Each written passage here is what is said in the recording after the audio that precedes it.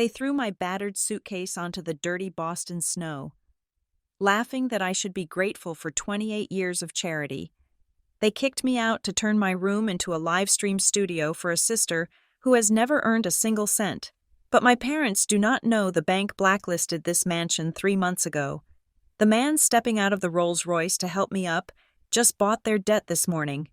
The game has only just begun. My name is Marjorie Southgate, and until 10 minutes ago, I thought the worst part of my day was the biting wind that whipped off the Charles River and cut through the threadbare wool of my coat. I was wrong. The cold outside was merely physics. The cold waiting for me inside the heavy oak doors of my childhood home was something far more malignant. I turned the key in the lock, the metal biting into my frozen palm. My fingers were stiff.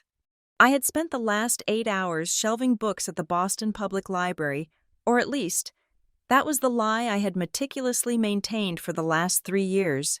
It was a necessary fiction. In reality, I had spent the day in a glass-walled conference room 40 floors above the city, dissecting the assets of a failing biotech firm for Apex Horizons. But here, in this house, I was just Marjorie the librarian, Marjorie the mouse. Marjorie is disappointed. I pushed the door open, anticipating the usual assault of noise. My mother, Linda, usually had the television blaring some reality show where rich housewives threw wine at each other. My father, Arthur, would be shouting at the news, complaining about the economy he did not understand. But tonight, it was quiet, too quiet. I stepped into the foyer, stomping the snow off my boots. The heat of the house hit me, dry and suffocating. I unwound my scarf, ready to head straight up the back stairs to my room, the converted attic space that was drafty in the winter and an oven in the summer. I just wanted to take off my shoes and pretend I did not exist for a few hours. Then I saw them. They were piled in the center of the living room floor like a monument to rejection. 4 large, black, heavy-duty trash bags. The kind you use for yard waste, for dead leaves and things that have rotted. They were bulging, misshapen lumps of plastic, tied haphazardly at the top with yellow drawstrings. One of the bags had split open near the bottom, and I saw the spine of my copy of Jane Eyre protruding. The cover bent backward, the pages crumpled against the hardwood floor. My stomach dropped, a physical sensation of weightlessness that made me grab the doorframe for support. "You are home early," a voice boomed from the dining room. Arthur Southgate walked in. He was holding a glass of Scotch Glenfiddich 18, a bottle that cost $150, paid for with the grocery money I had left on the counter 3 days ago. He was wearing his velvet smoking jacket, the one with the moth hole in the lapel that he refused to mend because he thought it made him look like distressed old money. "What is this?" I asked, my voice steady despite the tremor in my hands. I pointed to the bags. "What is my duvet doing in a garbage bag?" "Dad." "Arthur," Linda corrected, sweeping into the room. She was wearing a silk kimono that she had bought on a credit card I was fairly certain was maxed out. Her hair was freshly dyed a shade of blonde that was too yellow for her complexion, and her lips were pursed in that permanent expression of distaste she reserved exclusively for me. "We are not doing this tonight. Marjorie, we are not going to have a scene." "A scene?" I walked over to the nearest bag. I could see the sleeve of my gray sweater pressed against the plastic. "You packed my life into trash bags. I think that warrants a question." "It warrants gratitude," Arthur said, taking a sip of his scotch. The ice clinked against the glass, a sharp, cheerful sound that clashed with the tension in the room. "Most parents would have kicked you out at 18. We gave you a decade of grace, 10 extra years of roof over your head." "I am 28, I said, "and I pay rent. I paid you $800 on the first of the month. Where is that money?" "Arthur." "Rent," he scoffed, a wet, dismissive sound. "That was a contribution, a pittance. Do you know how much it costs to heat a house of this size in a Boston winter? Your $800 barely covers the gas bill." It covered the gas bill, the water bill, and half the property tax. But I could not say that.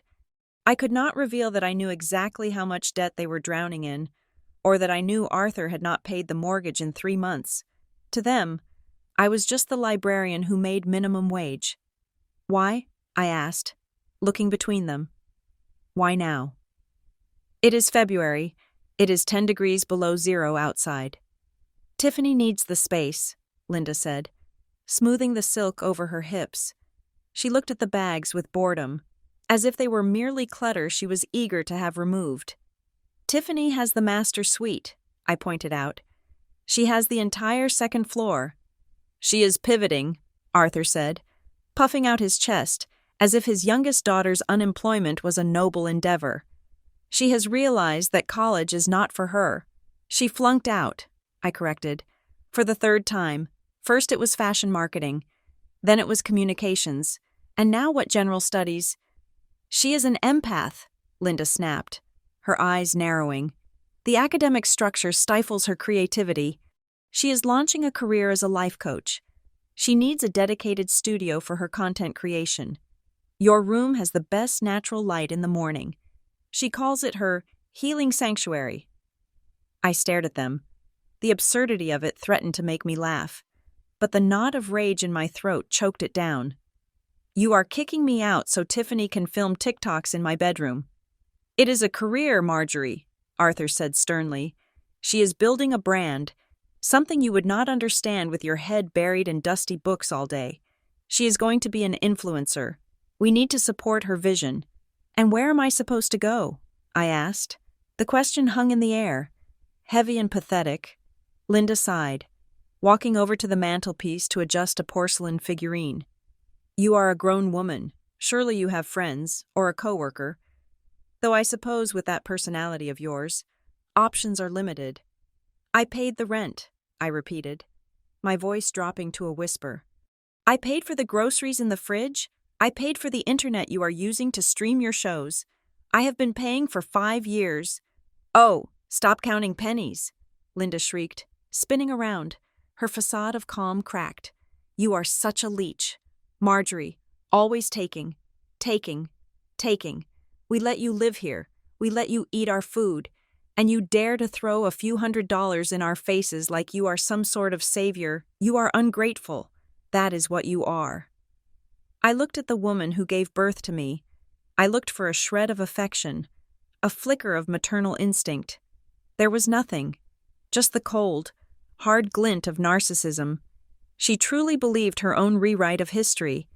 In her mind, I was the burden, despite the fact that I had secretly funneled over $40,000 into this household in the last 2 years alone just to keep the lights on. I need my money back, I said. If I am leaving, I need the $800 I gave you last week. I need it for a deposit on an apartment. Arthur laughed. It was a cruel, barking sound. That money is gone. Consider it a retroactive cleaning fee for the mess you have made of our lives. He walked over to the closet near the door, the guest closet, where they kept the coats they actually liked. He rummaged for a second and then pulled out something. He tossed it at me. It hit me in the chest with a puff of dust. It was an old wool coat, moth-eaten at the hem, smelling of cedar and neglect. It was 3 sizes too big. It belonged to my grandfather, dead 20 years now. Take that, Arthur said, since you are so concerned about the cold. Dad, I said, the word tasting like ash. Please, I have nowhere to go tonight. Just let me stay one night. I will leave in the morning. Arthur stepped closer. He was shorter than me now, shrinking with age and the weight of his own failures, but he still knew how to project menace. He leaned in, his breath sour with expensive whiskey. You are disrupting the energy of this house, he hissed. Tiffany needs a fresh start tomorrow. We all do, without you looming around like a dark cloud. He gestured to the door. Go live in the streets for all I care. Maybe the real world will teach you some respect. I stood there for a long moment. The silence returned, but now it was ringing in my ears. The heating vents rattled, pumping warmth into a house that felt like a tomb. I looked down at the trash bags, my clothes, my journals, the few trinkets I had collected. I could not carry them all. I could not drag 4 heavy bags through the snow without a car. And even if I could, Where would I take them? I knelt down. The movement was stiff, mechanical. "What are you doing?" Linda asked sharply. "Do not think you are going to unpack that." I ignored her. I ripped open the bag that had the split in it. I dug my hand past the ruined copy of Jane Eyre, past the tangled mess of my socks, until my fingers brushed against cold metal. I pulled it out. It was a silver frame, tarnished black around the edges. Inside was a black and white photograph of my grandmother, Eleanor Southgate. She was the only person in this bloodline who had ever looked at me without calculating what I could do for her. She had died when I was 12, and I had missed her every single day for 16 years. I tucked the frame inside my coat, pressing it against my ribs. "That is it," Arthur sneered. "That is all you are taking, fine. I will have the rest hauled to the dump in the morning." I stood up. I did not look at the bags again. I did not look at the furniture I had polished, the floors I had scrubbed, or the parents who were currently staring at me with a mixture of contempt and triumph. I turned to the stairs. "Where do you think you are going?" Linda stepped forward, blocking my path. "You are not going up there." "I am not," I said. My voice was devoid of emotion. I was surprised by how steady it sounded. "I am leaving." I looked up toward the landing of the second floor. Tiffany was there. She was wearing a pink velour tracksuit that cost $200, and she was holding her phone up, a ring light clipped to the top of it, bathing her face in an eerie artificial halo. She was filming. She zoomed in on me, pouting her lips in a performance of sympathy that did not reach her dead. Shark-like eyes. Then she winked at the camera and whispered, loud enough for the microphone to pick up. "Finally removing the negative energy from this house. Boundaries are so important. Guys, protect your peace." She gave me a little wave, her fingers fluttering like manicured spiders. "Bye, Marge. Don't freeze." I did not speak. There were no words for this. Any defense, any plea, any scream of injustice would only be content for her feed. I would not give her that satisfaction. I turned my back on them. I walked to the heavy front door. "Lock it behind you," Arthur shouted. "I do not want any draft getting in." I stepped over the threshold. The wind hit me like a physical blow, a solid wall of ice that instantly numbed my exposed skin. The temperature had dropped. It had to be at least 10 degrees below zero now. The snow was falling horizontally, stinging my cheeks like needles. I pulled the door shut. The heavy thud of the latch engaging felt final. I heard the deadbolt slide home immediately from the inside. They had locked me out before I had even taken a step off the porch. I stood there for a second, shivering. The shock was beginning to wear off, replaced by a survival instinct that was screaming at me to move. I clutched the picture frame tighter. My car? I had my car. It was an old Honda Civic, a rust bucket I had bought for $2,000 5 years ago to keep up the charade of being poor. It was parked in the driveway, half buried under a snowdrift. It had a heater that worked if you prayed hard enough, and the back seat could recline. It was not a home, but it was shelter. I trudged through the knee-deep snow, the wind trying to push me over. My boots were not made for this. The slush seeped in immediately, soaking my socks with freezing water. I reached the car and fumbled for my keys. My hands were shaking so bad I dropped them twice into the snow, having to dig frantically with numb fingers to find them. Finally, I jammed the key into the door. It was frozen. I breathed on it, the warmth of my breath vanishing instantly in the gale, and tried again. It turned with a crunch. I threw myself into the driver's seat and slammed the door. The interior was freezing, smelling of old fabric and the vanilla air freshener hanging from the mirror. "Please," I whispered. "Please start." I inserted the key into the ignition and turned it. Chug, chug, click, nothing. I tried again. The engine whined, a pathetic, dying sound, and then fell silent. I looked at the dashboard. The fuel gauge was illuminated by the faint street lamp outside, empty. The needle was resting all the way to the left, past the E. I stared at it, uncomprehending. I had filled the tank yesterday. I had put $40 of gas in it specifically because a blizzard was coming. It had been full. Then I looked out the side window. Through the swirling snow, I could see Tiffany's brand new Range Rover parked in the garage. The door left slightly open. Beside it, gleaming red in the garage light, was a red plastic jerry can. My father's red jerry can. A laugh bubbled up in my throat, hysterical and sharp. He had siphoned my gas. He had stolen the gas from my car to fill up Tiffany's tank, probably so she wouldn't have to stop at a gas station in the cold the next time she decided to drive to the mall. He had not just kicked me out, he had stranded me. I tried the engine one more time, but I knew it was useless. The battery groaned and died. I sat in the dark, the cold rapidly seeping through the thin metal of the doors. My breath was clouding the windshield on the inside, turning into frost before my eyes. I was 3 miles from the nearest subway station. The buses had stopped running due to the storm warning. My phone was in my pocket, but I knew if I called them, they would not answer. I looked back at the house. The lights were blazing warm and yellow. I could see the silhouette of Tiffany in her window, setting up her tripod, preparing to tell the world how brave she was for cutting toxic people out of her life. I was alone. I was freezing. And for the first time in my life, I truly had nothing. I gripped the steering wheel, my knuckles turning white. I did not cry. Tears would freeze on my face. Tears were a luxury for people who had a warm place to dry them. I was not one of those people anymore. I opened the car door and stepped back out into the blizzard. The wind roared, tearing at the oversized coat my father had thrown at me. I began to walk toward the street, my head down against the gale, one foot in front of the other, into the white void of the Boston night. The cold bit into my bones, but it was nothing compared to the fire that was just starting to kindle in the pit of my stomach. They thought this was the end of me. They thought I would disappear into the snowdrift and fade away. They were wrong. I reached the end of the driveway and turned left, toward the main road where the streetlights offered a pathetic, flickering guidance. I did not look back. Not once.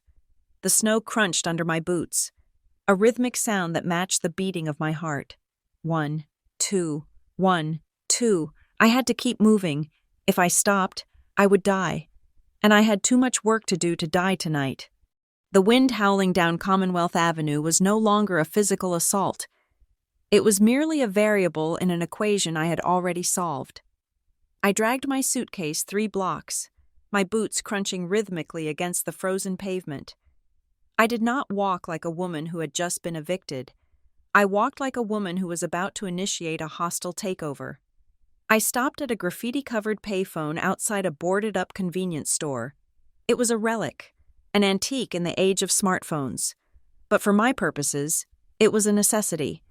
My personal cell phone was likely blowing up with notifications from my mother. Perhaps feigned worry to cover her tracks, or maybe demands for me to return the house key. I did not care. I needed a line that could not be traced back to my digital footprint.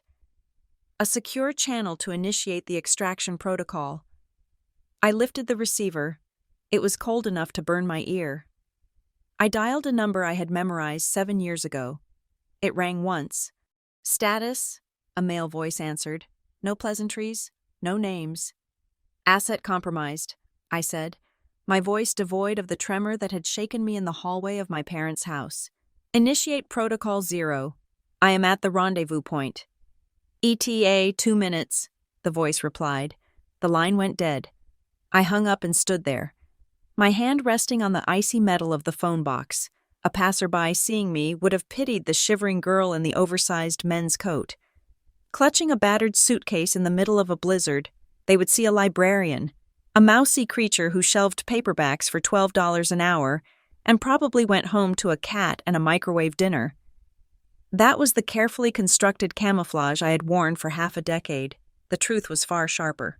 My name is Marjorie Southgate, but in the glass-walled boardrooms of Manhattan, London, and Tokyo, I am known as the guillotine. I do not stack books. I stack bodies, corporate bodies. I am a senior acquisition negotiator for Apex Horizons, a shadow firm that specializes in the restructuring of distressed assets.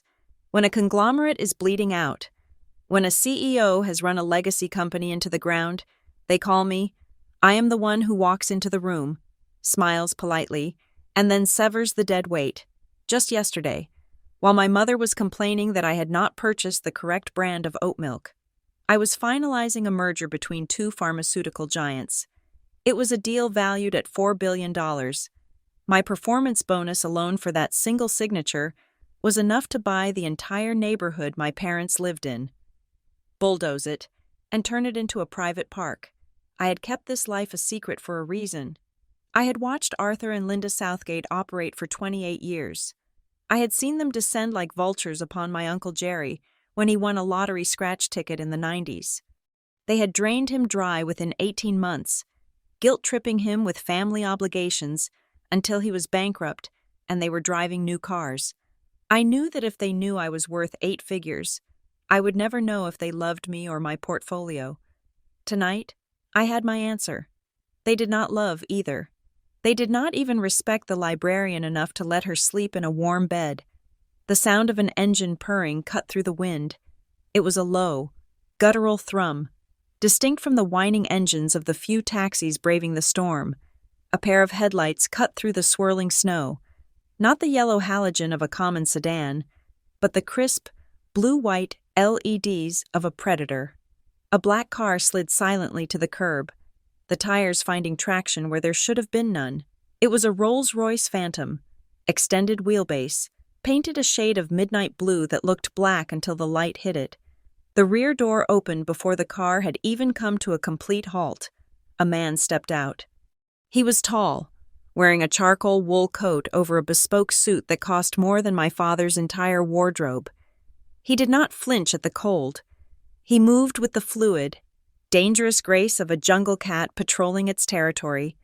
Julian Blackwood, to the world, he was the recluse billionaire behind Blackwood Capital. The venture capitalist who could make or break a startup with a single tweet. To me, he was the only person on earth who knew the difference between Marjorie the daughter and Marjorie the shark. We had met 3 years ago across a negotiation table in Zurich. I was trying to gut a company he was trying to save. We fought for 14 hours straight. By the end of it, he had lost the company, but he had asked me to dinner. We had been engaged for 6 months. He walked up to me, ignoring the slush soaking the hem of his Italian trousers. He did not look at the suitcase. He looked straight into my eyes.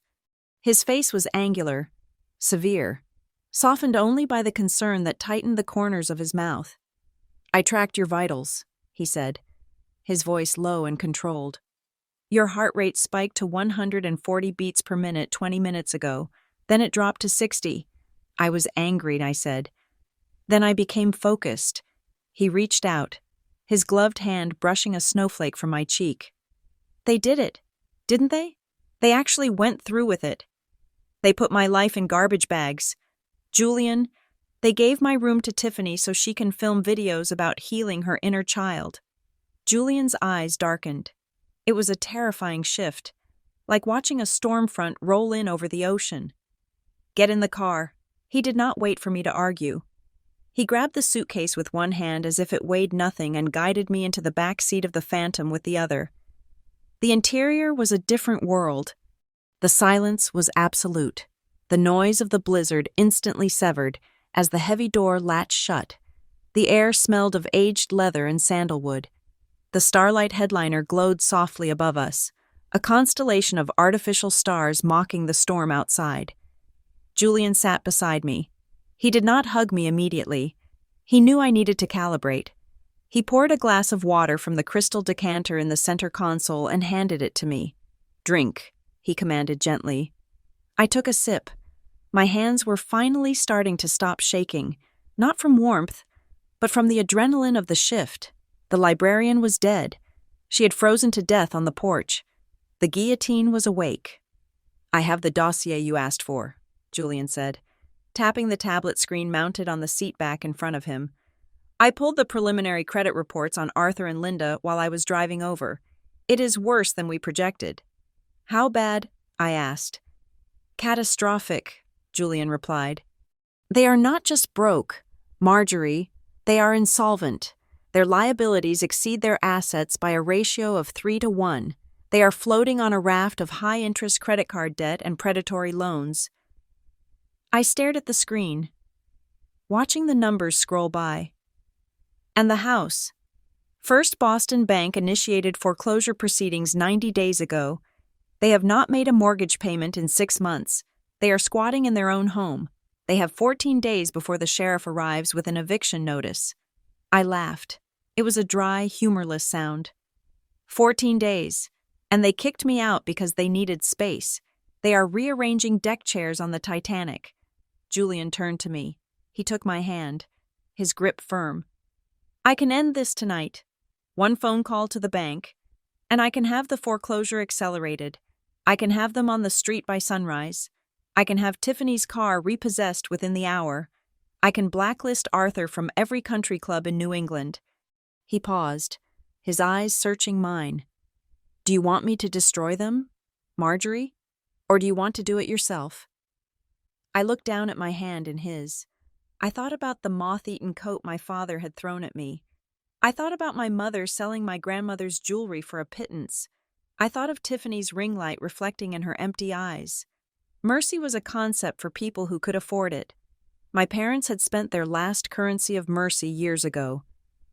I do not want them destroyed, I said softly. Not yet. Destruction is too quick. It is too chaotic.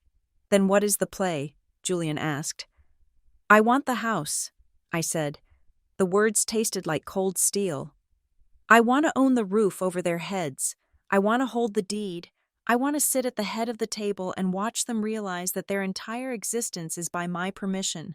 I want to teach them a lesson about ownership. Julian smiled. It was the smile he wore when a competitor walked into a trap. Acquisition. I like it. Not just acquisition, I corrected. Hostile takeover, total controlling interest. Driver, Julian spoke to the partition. Home, the car surged forward, gliding over the snow as if gravity were merely a suggestion. We headed toward the Seaport District, where the glass towers pierced the skyline like shards of ice. 20 minutes later, we were in the private elevator ascending to the penthouse of the Blackwood Tower. The doors slid open to reveal a living space that was the antithesis of the cluttered, dusty mansion I had grown up in. It was all clean lines, floor-to-ceiling glass, and minimalist Italian furniture. The view of the harbor was panoramic, the storm turning the city into a blur of white and gray. I walked straight to the office. I did not take off my coat. I did not sit down to rest. I went to the desk where my triple monitor setup was waiting. Julian followed, leaning against the doorframe, watching me. You are going to work now. The markets never sleep, Julian, and neither does revenge. I sat down and placed my thumb on the biometric scanner. The system hummed to life, the screens flooding the room with the cool blue light of data streams.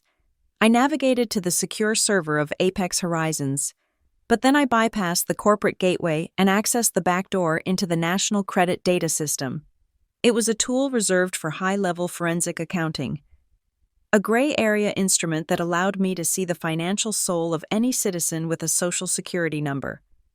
My fingers flew across the mechanical keyboard. The sound was satisfying, like gunfire. Query Southgate, Arthur, DOB, March 12, 1965. Query Southgate, Linda, DOB. August 4th, 1968. The files opened. It was an autopsy of financial incompetence. Look at this, I said, pointing at the center monitor. Julian moved behind me, resting his hands on the back of my chair. Arthur has a second mortgage, Julian noted. Taken out 2 years ago. Interest rate is variable, currently sitting at 9%. Look where the money went, I said. He wired $150,000 to an offshore account in the Cayman Islands, Crypto Future Holdings. It is a Ponzi scheme that collapsed last week. He lost it all. Every cent. And here, I pulled up Linda's file. Department store credit cards, Macy's, Saks, Neiman Marcus, all maxed out. But look at the authorized user. I zoomed in on the data. My breath hitched. Under the account for a Platinum Visa with a $25,000 limit, The name Marjorie Southgate was listed as a cosigner. The account was opened in 1999. I was 1 year old, I whispered. She used my social security number to open a credit card when I was an infant. She has been building debt in my name since I was in diapers. Identity theft, Julian said, his voice dropping to a dangerous growl. That is a felony. We can have her arrested for this alone. No, I said, shaking my head. Arrest gives them a victim narrative. They will cry to the press about how their ungrateful daughter sent her mother to jail. I do not want them in a cell. I want them in a cage of their own making. I switched tabs to the property records. The foreclosure notice was glowing red on the screen. Auction date, February 18th, 2026.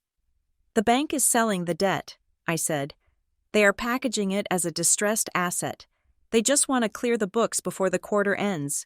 I can buy the note, Julian said. Blackwood Capital buys distressed mortgage bundles all the time. I can call the vice president of First Boston right now. He owes me a favor from the Tech Global IPO. Do it, I said, but not under Blackwood Capital.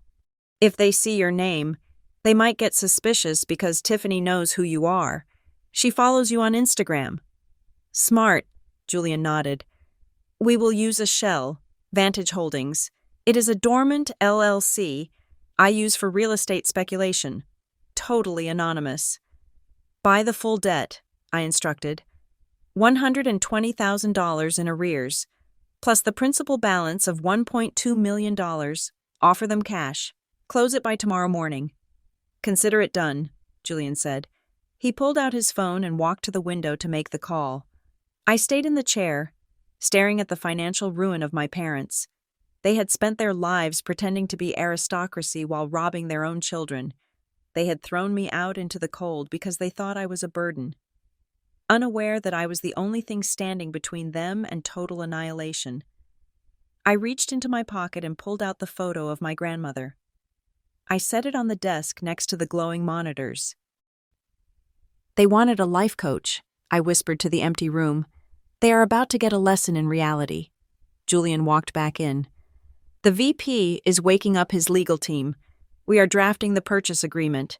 By 9 o'clock tomorrow morning, Vantage Holdings will be the sole creditor for the property at 42 Chestnut Lane. Good, I said. I finally took off the heavy coat, letting it fall to the floor. Underneath, I was wearing the faded sweater and jeans of the librarian. But my posture had changed. I rolled my shoulders back. There is one more thing, Julian said. He leaned over and typed a command into my terminal. A map of Boston popped up. It was a zoning map. What is this? I was looking at the urban development plans for the next fiscal year. Julian explained. Your parents' house sits on a half-acre lot, right here. He pointed to the red plot. Next to it is the old industrial park. I know it. It is an eyesore. It was an eyesore, Julian corrected. Until yesterday, a developer just filed permits to rezone that entire block into a luxury commercial center, a high-end mall. Your parents' lot is the only residential property blocking the access road. My eyes widened. Eminent domain, or a very lucrative buyout, Julian said. If that land is sold to the developer, it is worth 3 times its current residential value, maybe $4 million. My father doesn't know, I realized. He is too busy watching Fox News to read the city planning minutes. He has no idea, Julian agreed. He thinks he is sitting on a sinking ship. He does not know he is sitting on a gold mine, and he is about to lose it all for $120,000. I leaned back in the chair, a slow smile spreading across my face. It was the first time I had smiled in hours. He is going to sell, I said. He is greedy and he is desperate. If we offer to buy the house, he will think he is scamming us. Exactly, Julian said. He will think he is dumping a toxic asset on a foolish investor. He will sign anything we put in front of him. We need a Trojan horse, I said, my mind racing through the strategy. We cannot just buy the debt and foreclose. That is too impersonal. I want them to hand the keys over. I want them to think they have won, right up until the moment the trap snaps shut. I will go, Julian said. I will be the face of Vantage Holdings. I will act the part of the eccentric investor looking for a portfolio addition. I will charm Linda. I will flatter Arthur. I will let Tiffany think I am interested in her brand. Can you stomach it? I asked. Tiffany is a lot. Julian grimaced. For you, I would endure 1,000 TikTok dances. I will go there tomorrow evening. I will present the offer. And the offer. We pay off the arrears. We give them a lump sum to walk away, but we add a clause, Julian suggested. Something that gives them a false sense of security. A leaseback, I said instantly. We buy the house, but we let them rent it back for $0 for 6 months. We tell them it is part of the deal to keep the property occupied for insurance purposes. Perfect, Julian said. Arthur will think he has cheated the system. He gets cash, his debt vanishes, and he gets to stay in the house. But, I raised a finger. We add a termination clause, a strict one.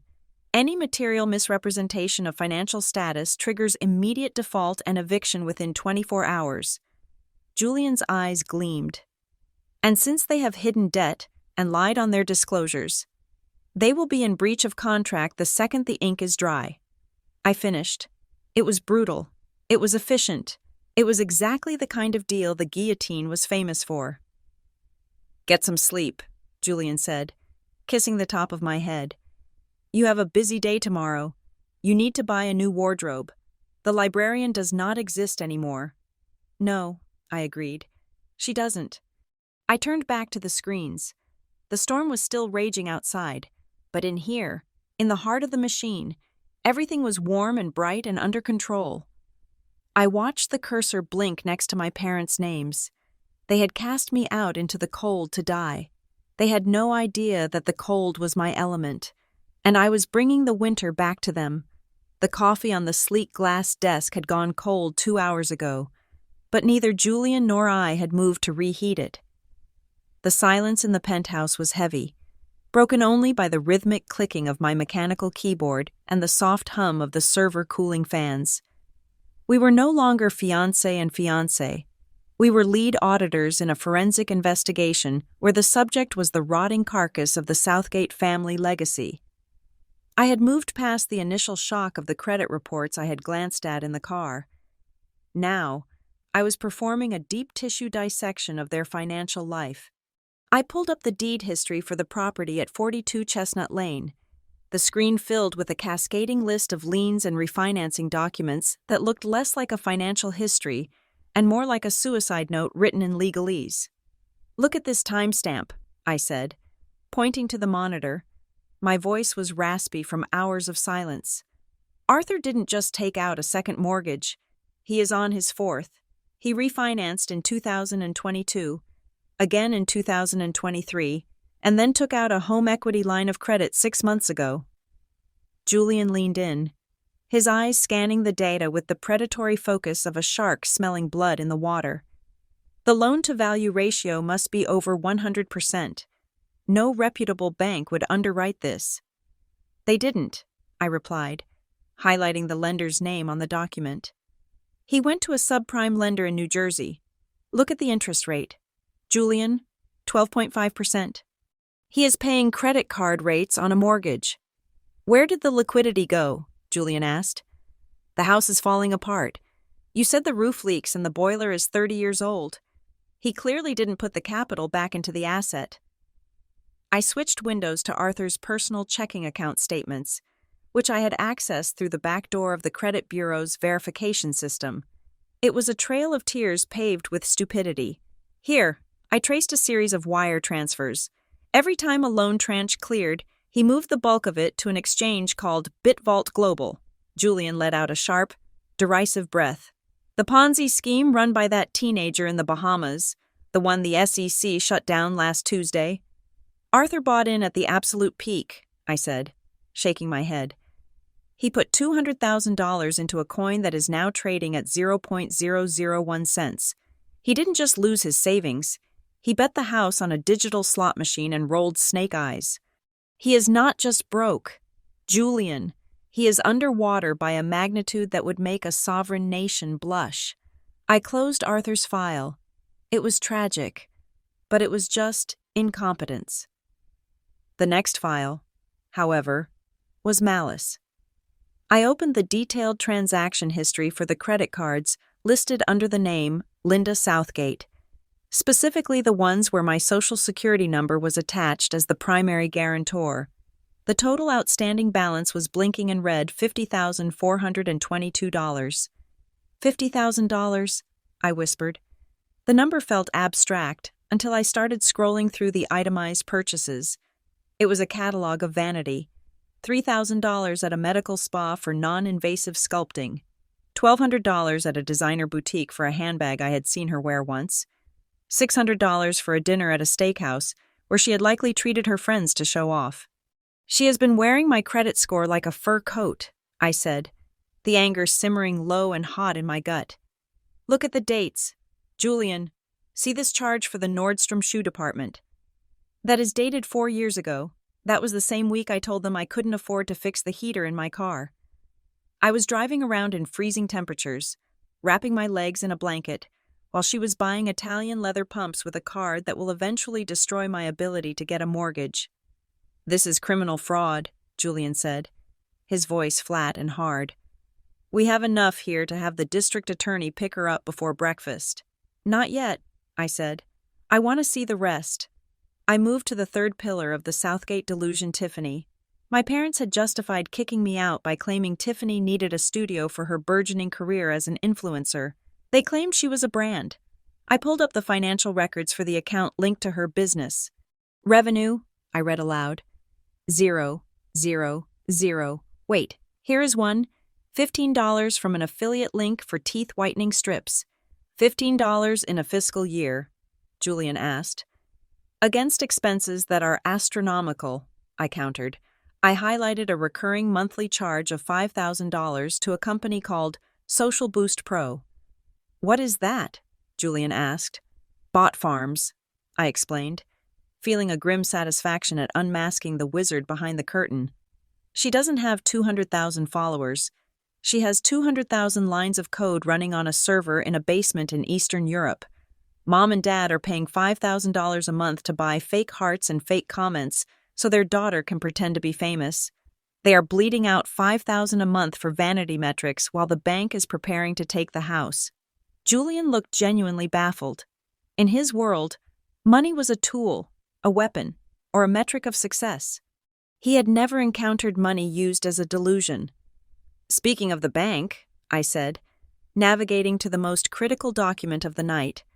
Here is the foreclosure notice from First Boston. The document was stamped, Final Notice. They are in pre-foreclosure, I interpreted the legalese. The bank has accelerated the note. They are demanding the full payment of arrears $120,000 plus legal fees.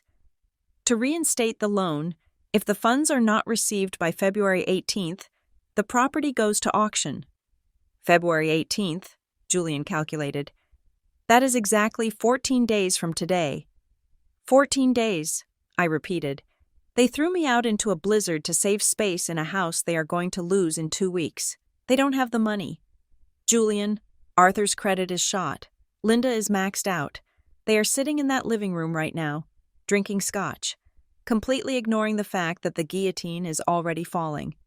Julian walked over to the floor-to-ceiling window, looking out at the snow-covered city.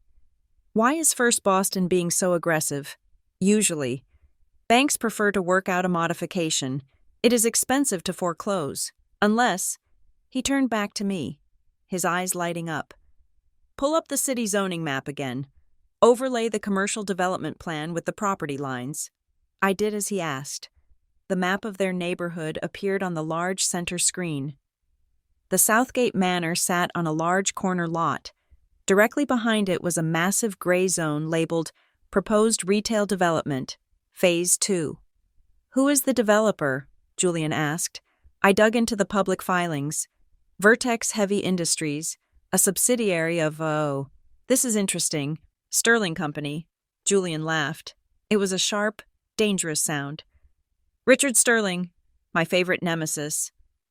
Sterling wants to build a mall, I realized, seeing the geometry of the deal. But he needs an access road. The current road is too narrow for delivery trucks. He needs to widen the entry. I trace the line of my parents' property. He needs their garden, or rather, he needs the whole lot to build the main entrance. Sterling has probably been lowballing the bank to buy the note, Julian surmised. He wants to foreclose so he can bulldoze the house and pour concrete. That is why the bank isn't negotiating with Arthur.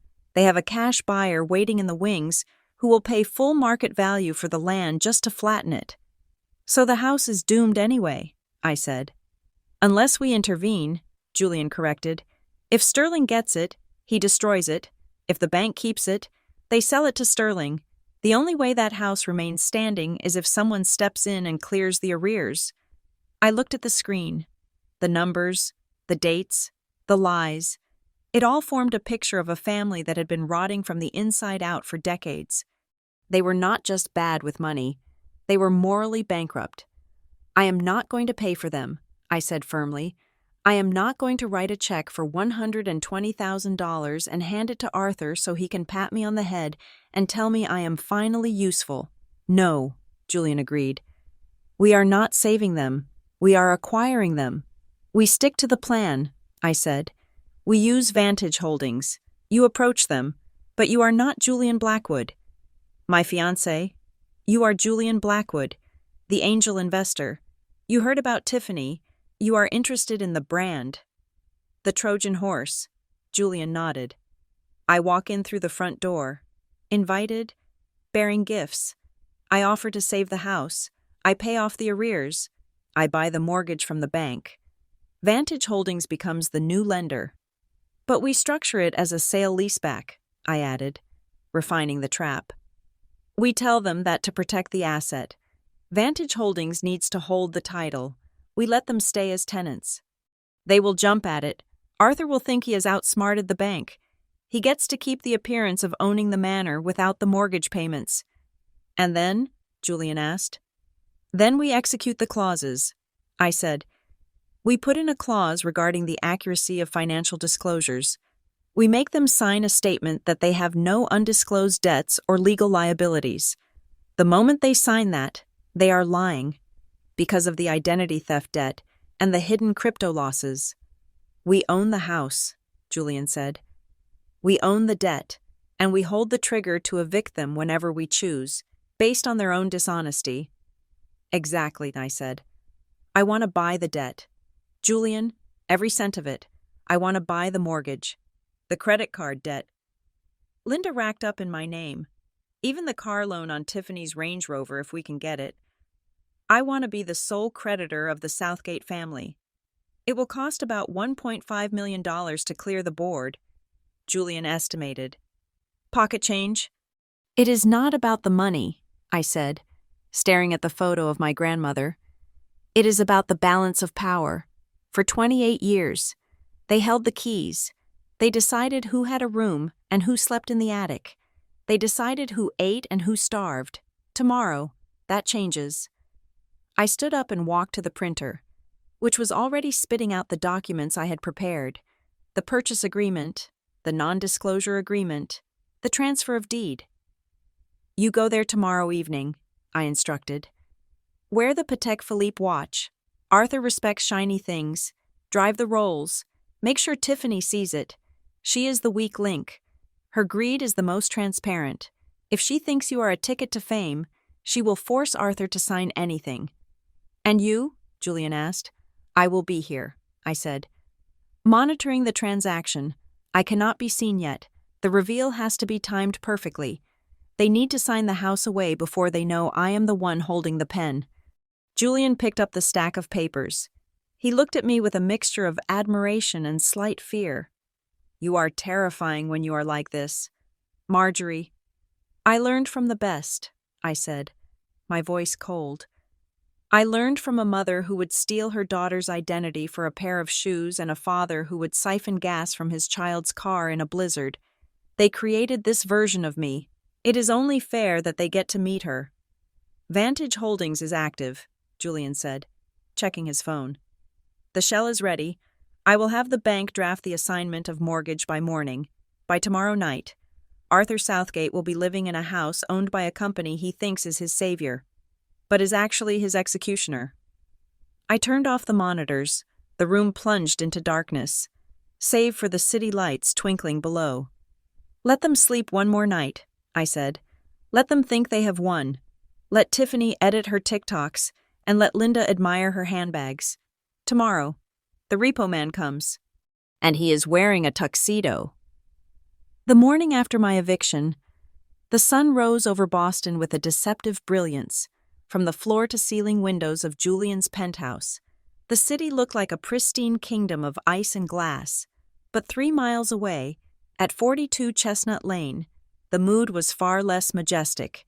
It was a scene of frantic, pathetic desperation that I would only fully piece together later through the gloating text messages of my sister and the security logs of the smart home system I still had remote access to. The mail had arrived at 10 in the morning. Arthur Southgate, nursing a hangover from the previous night's celebration of my departure, had shuffled to the door to retrieve it. He was expecting, perhaps, a check from some forgotten investment or a letter of apology from me begging to be let back in. Instead, he found a thick, red-stamped envelope from First Boston Bank. It was the acceleration notice. The tone was not polite. It stated, in no uncertain terms, that the bank was done negotiating. They demanded the full payment of $120,000 in arrears within 14 days, or the property would be sold at a public auction on the courthouse steps. Panic did not make my parents rational. It made them superstitious. According to the audio captured by the Alexa unit in the kitchen, which I was currently monitoring from my laptop while sipping an espresso, Arthur threw the letter onto the marble island and screamed, "It is her!" he bellowed, his voice cracking. "It is Marjorie. She is gone, but she left her poverty energy behind. It is soaked into the walls." "Calm down, Arthur," Linda's voice soothed, though it sounded shrill. "We just need to bridge the gap. Just a temporary liquidity issue." "It is a curse," Arthur insisted. "I told you she was bad luck. The moment she walked out that door, I thought the air would clear. But she has poisoned the house. We need to sage the place again." Then, the sound of flip-flops slapping against the tile announced the arrival of Tiffany. "Dad, stop yelling," Tiffany whined. "I am trying to film my morning affirmations. You are ruining my audio." "We are losing the house, Tiffany," Arthur snapped, a rare moment of honesty breaking through his delusion. "The bank wants $120,000 or we are on the street in 2 weeks. There was a pause. I expected Tiffany to be shocked. I expected her to perhaps offer to return the new Range Rover or sell some of her designer handbags. "Okay," Tiffany said, her voice dripping with annoyance. "But does that mean I have to cancel my brand launch party on Friday? Because I already sent out the invites to the VIP list. If I cancel, my personal brand credibility will tank. I need $3,000 for the caterer by this afternoon." "Mom." "3,000?" Linda asked, her voice tight. "For oysters and champagne," Tiffany said. "It is a new beginnings theme, very spiritual, very high vibration." "We do not have $3,000, sweetie," Linda said gently. "Your father is temporarily illiquid." "You promised," Tiffany shrieked, the sound distortion hitting the red line on my audio visualizer. "You said if I got rid of Marjorie, I could have the budget for my career. You promised me." "I will find it," Linda cried out, desperate to silence the monster she had created. "I will find the money. Tiffany, just go meditate. I will handle it." I listened as Linda's footsteps hurried away, up the stairs. I assumed she was going to her own room to find something to sell, perhaps one of her furs, or the diamond earrings Arthur had bought her 10 years ago. I was wrong. She did not go to the master bedroom. She went down the hall. She went to the attic. She went to my room. I sat up straighter in my chair, my heart hammering against my ribs. I had cleared out most of my clothes, but I had left behind the things that were too heavy or too fragile to carry in trash bags. I assumed they would be safe for a day or two. I heard the sound of drawers being ripped open, I heard the crash of books being swept off shelves. Linda was not cleaning. She was looting. Then, silence. Well, well, Linda muttered to herself. What do we have here? My blood ran cold. I knew exactly what she had found. Hidden beneath the loose floorboard in the back of the closet, a hiding spot I had used since I was 7 years old, was a small, velvet-covered box. It contained the only things in the world that truly mattered to me. It was not money, it was a pearl necklace, a gold wedding band, and a handwritten letter. They had belonged to my grandmother Eleanor. She had given them to me on her deathbed, pressing them into my palm when my mother was out of the room, whispering that I should keep them hidden because Linda knows the price of everything and the value of nothing. I grabbed my phone, ready to call them, ready to break my cover and scream at her to put it back, but I stopped. If I called, they would know I was watching. They would know I still cared. And if they knew I cared, they would hold those items hostage. I had to wait. 2 hours later, my personal phone buzzed. It was not my parents'. It was a text message from a number I had saved as Sol, Gold Pawn, Sol Miss Marjorie. I think you need to come down to the shop. Your mother was just here. I felt a wave of nausea so strong, I almost dropped the phone. I am going out, I told Julian, who was on a conference call in the next room. I did not wait for an answer. I grabbed my keys and ran to the elevator. I took a taxi to the gritty side of Dorchester, far from the manicured lawns of my parents' neighborhood.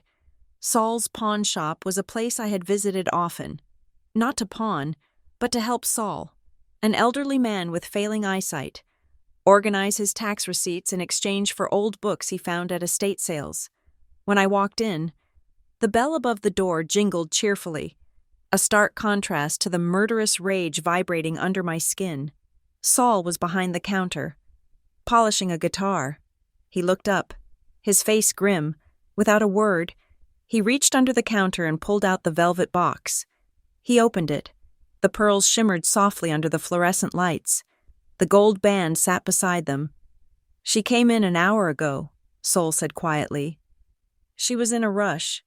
Said she was decluttering her daughter's old room. Said her daughter left behind some junk. How much? I asked, my voice trembling. She wanted 500, Sol said. I told her the pearls were imitation and the gold was low carat. I talked her down. How much did she sell my grandmother's soul for? Sol. $200, Sol whispered.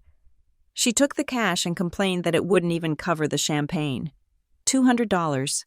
My mother had desecrated the memory of the woman who raised her, the woman who had paid for Linda's college, the woman who had held this family together all for a few bottles of cheap sparkling wine for a party no one wanted to attend. I will pay you back, I said, reaching for my wallet. I will pay you double. Put your money away, Marjorie, Sol said, closing the box and sliding it across the glass toward me. I bought it because I knew it was yours. I knew you would come. Just take it, and whatever you are planning to do to them, make it hurt. I took the box. I held it against my chest, just as I had held the photograph the night before, but this time, there was no sadness. The sadness had burned away, leaving only a cold, crystalline clarity. I walked out of the shop and into the sunlight. I dialed Julian. Execute phase 2, I said. Send the courier. Are you sure? Julian asked. You sound? I am fine. I cut him off. Send the letter. Now. Back at 42 Chestnut Lane, the mood had shifted from panic to confusion. A black sedan had pulled up to the driveway, and a courier in a crisp uniform had hand-delivered a thick, cream-colored envelope made of heavy cardstock. It bore the embossed gold logo of Vantage Holdings. Arthur opened it at the kitchen table, his hands still shaking from his earlier meltdown. Linda was busy counting the $200 she had stolen from me, adding it to a small pile of cash she had scraped together from selling old designer clothes to a consignment shop. What is it? Linda asked, not looking up. Another bill. No. Arthur breathed, his eyes scanning the letter. It is a miracle. He stood up. clutching the paper as if it were a holy scripture. Listen to this. Linda. Dear Mr. Southgate, we represent Vantage Holdings, a private equity firm specializing in the acquisition of historic Boston properties. We have been admiring your estate from afar and understand that in the current volatile market, liquidity can be a challenge for asset-rich families. They want to buy the house, Linda asked, her eyes widening. Better, Arthur said, reading on. They want to partner with us. They are offering a strategic capital injection. They want to clear our existing liabilities to add our property to their prestige portfolio. But listen to this part. We prefer our acquired estates to remain occupied by their legacy owners to maintain the historic character. We are prepared to offer a sale-leaseback agreement with a 6-month rent-free grace period. Arthur looked up, a manic grin stretching across his face. Do you understand what this means? They pay off the bank, they pay off the debt, and we stay here, for free. Who sent this? Linda grabbed the letter. Who is Vantage Holdings? It says here the managing partner will be in the area this evening, Arthur said. Mr.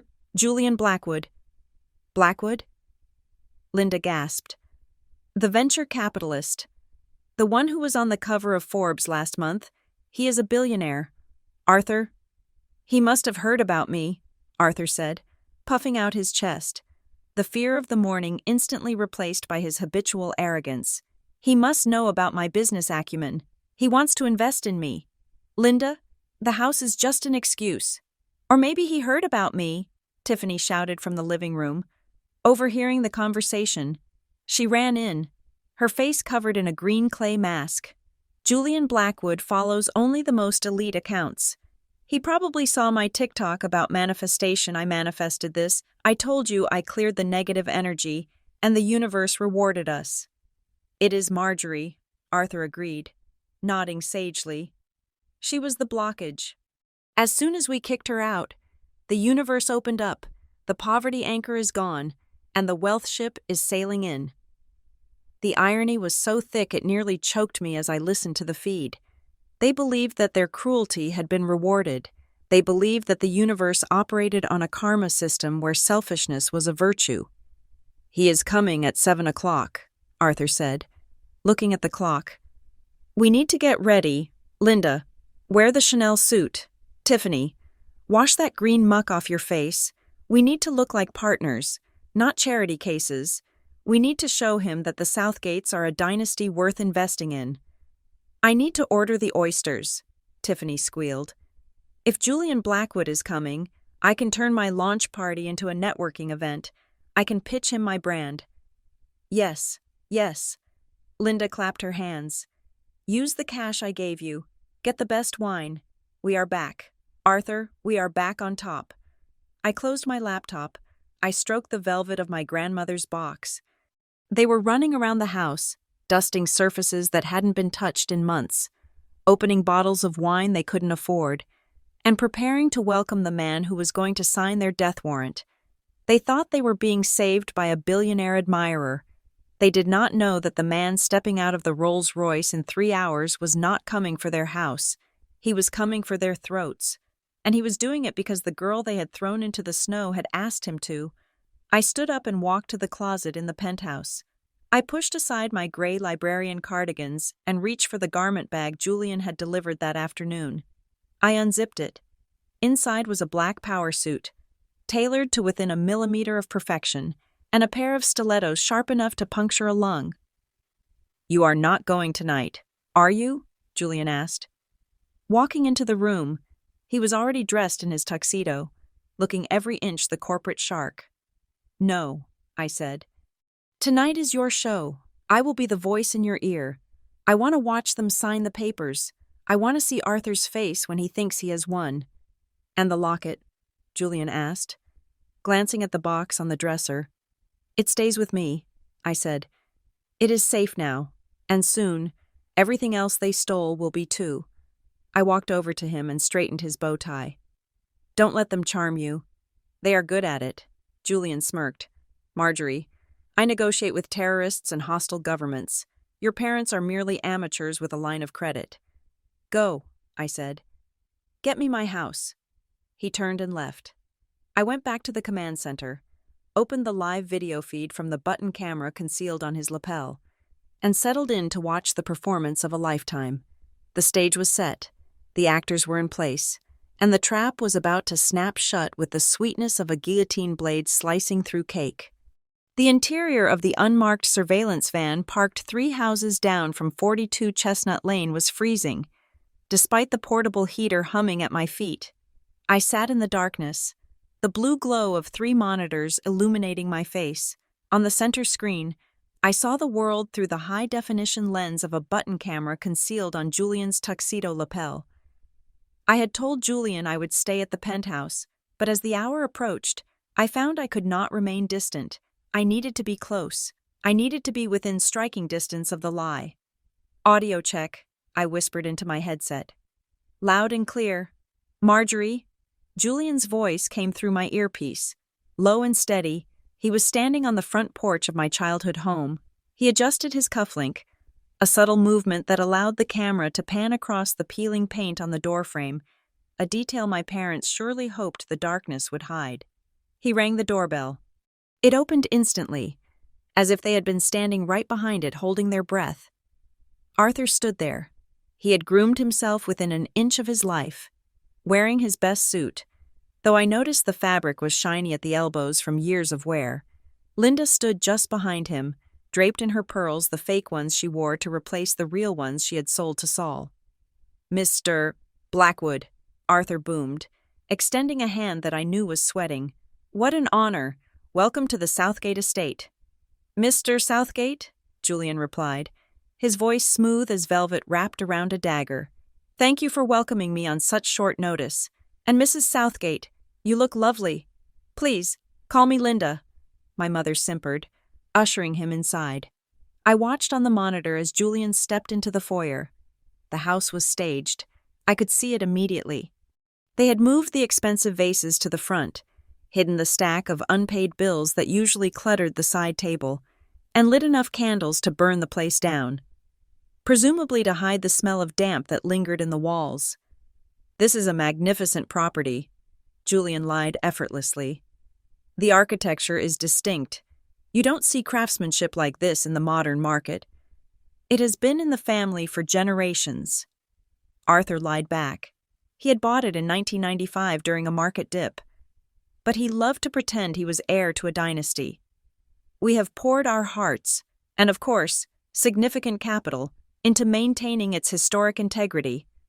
I can see that, Julian said. He walked toward the living room. As he passed the staircase, the camera caught a glimpse of the landing. And who is this? Julian asked. Stopping, Tiffany was descending the stairs. She was wearing a dress that was far too short for a business meeting and far too expensive for someone with zero income.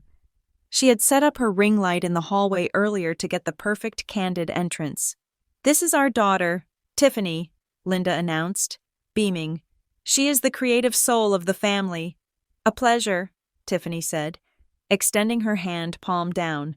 Expecting it to be kissed, Julian shook it firmly instead. I am a huge fan of your portfolio, Mr. Blackwood, your investment in Cloud9 tech visionary. Thank you, Julian said. And what do you do? Tiffany. I am a CEO, she said without blinking. I run a lifestyle brand focused on holistic wellness and digital influence. We are currently in a high-growth phase. I snorted in the van. High-growth phase meant she had bought 5,000 bot followers yesterday using my mother's stolen money. Impressive, Julian said. I am always looking for young talent. They moved into the living room. Arthur poured drinks Macallan 25, a bottle he must have been saving for a wedding he would never pay for. So, Arthur began, settling into his armchair and trying to look like a titan of industry. Your letter mentioned a partnership. Vantage Holdings is looking to acquire. We are aggressive acquirers of prime real estate, Julian said, taking a sip of the whiskey. We see value where others see risk. We believe this neighborhood is undervalued. We are looking to consolidate assets before the market corrects upward. Smart? Arthur nodded gravely, as if he understood a word of what Julian just said. I have always said the same. That is why we have held on to this asset despite numerous offers. There had been 0 offers. The house had never been on the market. I noticed something as I walked in, Julian said, setting his glass down. He pointed toward the ceiling. The layout. It suggests 4 bedrooms.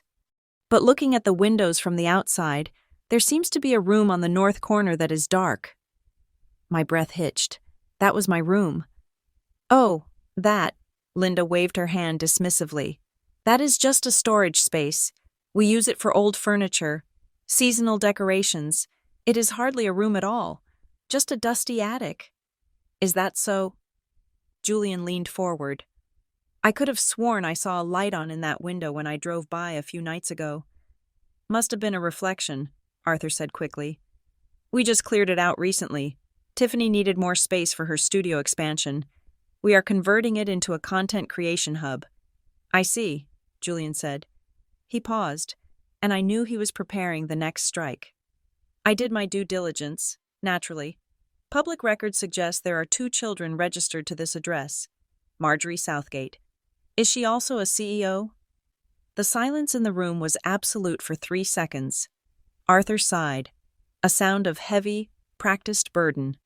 He looked at Julian with eyes full of sorrow. Marjorie, he shook his head. We don't talk about her much. It is too painful.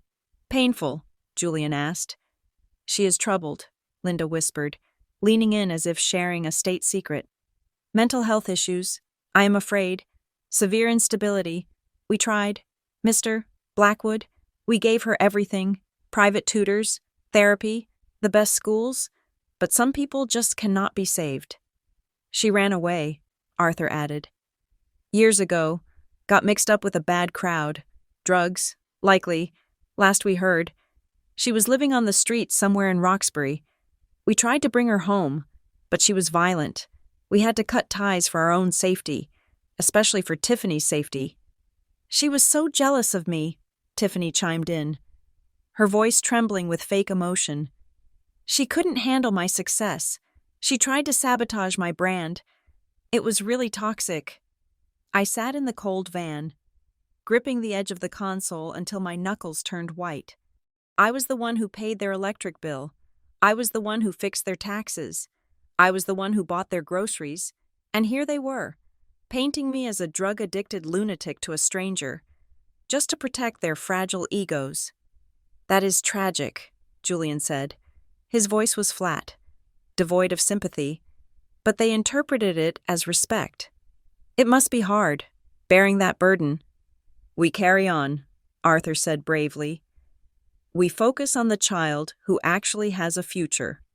Well, Julian said, unbuttoning his jacket, let us focus on the future then. Vantage Holdings wants this house, and we are prepared to pay a premium for it. He pulled a sleek leather folder from his briefcase and slid it across the coffee table. The proposal, Julian stated. Arthur opened it. I saw his eyes widen as he scanned the first page. $1.5 million, Arthur choked out. This is 20% above the Zillow estimate. We pay for potential, not history, Julian said. We want to close fast. We want the deed transferred by tomorrow morning. Tomorrow, Linda asked, looking around. But where would we go? We haven't looked for a new place. That is the best part, Julian smiled. It was the smile of a wolf telling a sheep the fence was for its own protection. I understand that moving is stressful. Vantage Holdings does not need immediate possession. We are buying the asset for our long-term portfolio. We are offering a leaseback clause. Leaseback, Arthur asked. You sell us the house. We pay off your existing mortgage. Julian explained. You pocket the difference, and then you sign a lease to rent the house back from us. You stay right here. Nothing changes. You just switch from being owners to being tenants of a very generous landlord. And the rent? Arthur asked suspiciously. For the first 6 months, $0, Julian said. Consider it a signing bonus. We want good tenants who will care for the property. After 6 months, we will negotiate a fair market rate. Arthur looked at Linda. Linda looked at Tiffany. They were practically vibrating with greed. They saw a windfall. They saw the debt vanishing. They saw 6 months of free living in a mansion they no longer had to pay for. "We accept," Arthur said, reaching for the pen. "Wait," Julian said gently. "I need to be thorough. My board of directors requires strict compliance. Please turn to page 45. Arthur flipped through the thick document. "This is the representations and warranties section," Julian said, tapping the page.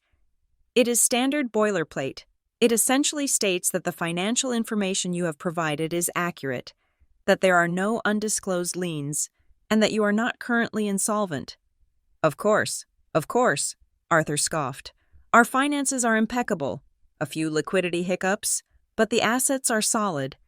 And Julian continued, his finger resting on a small paragraph at the bottom of the page. Clause 14b. It states that if any material misrepresentation regarding the seller's financial status, past or present, is discovered after the signing, the leaseback privilege is immediately revoked. The tenant that would be you forfeits the right to occupancy and must vacate the premises within 24 hours of notice.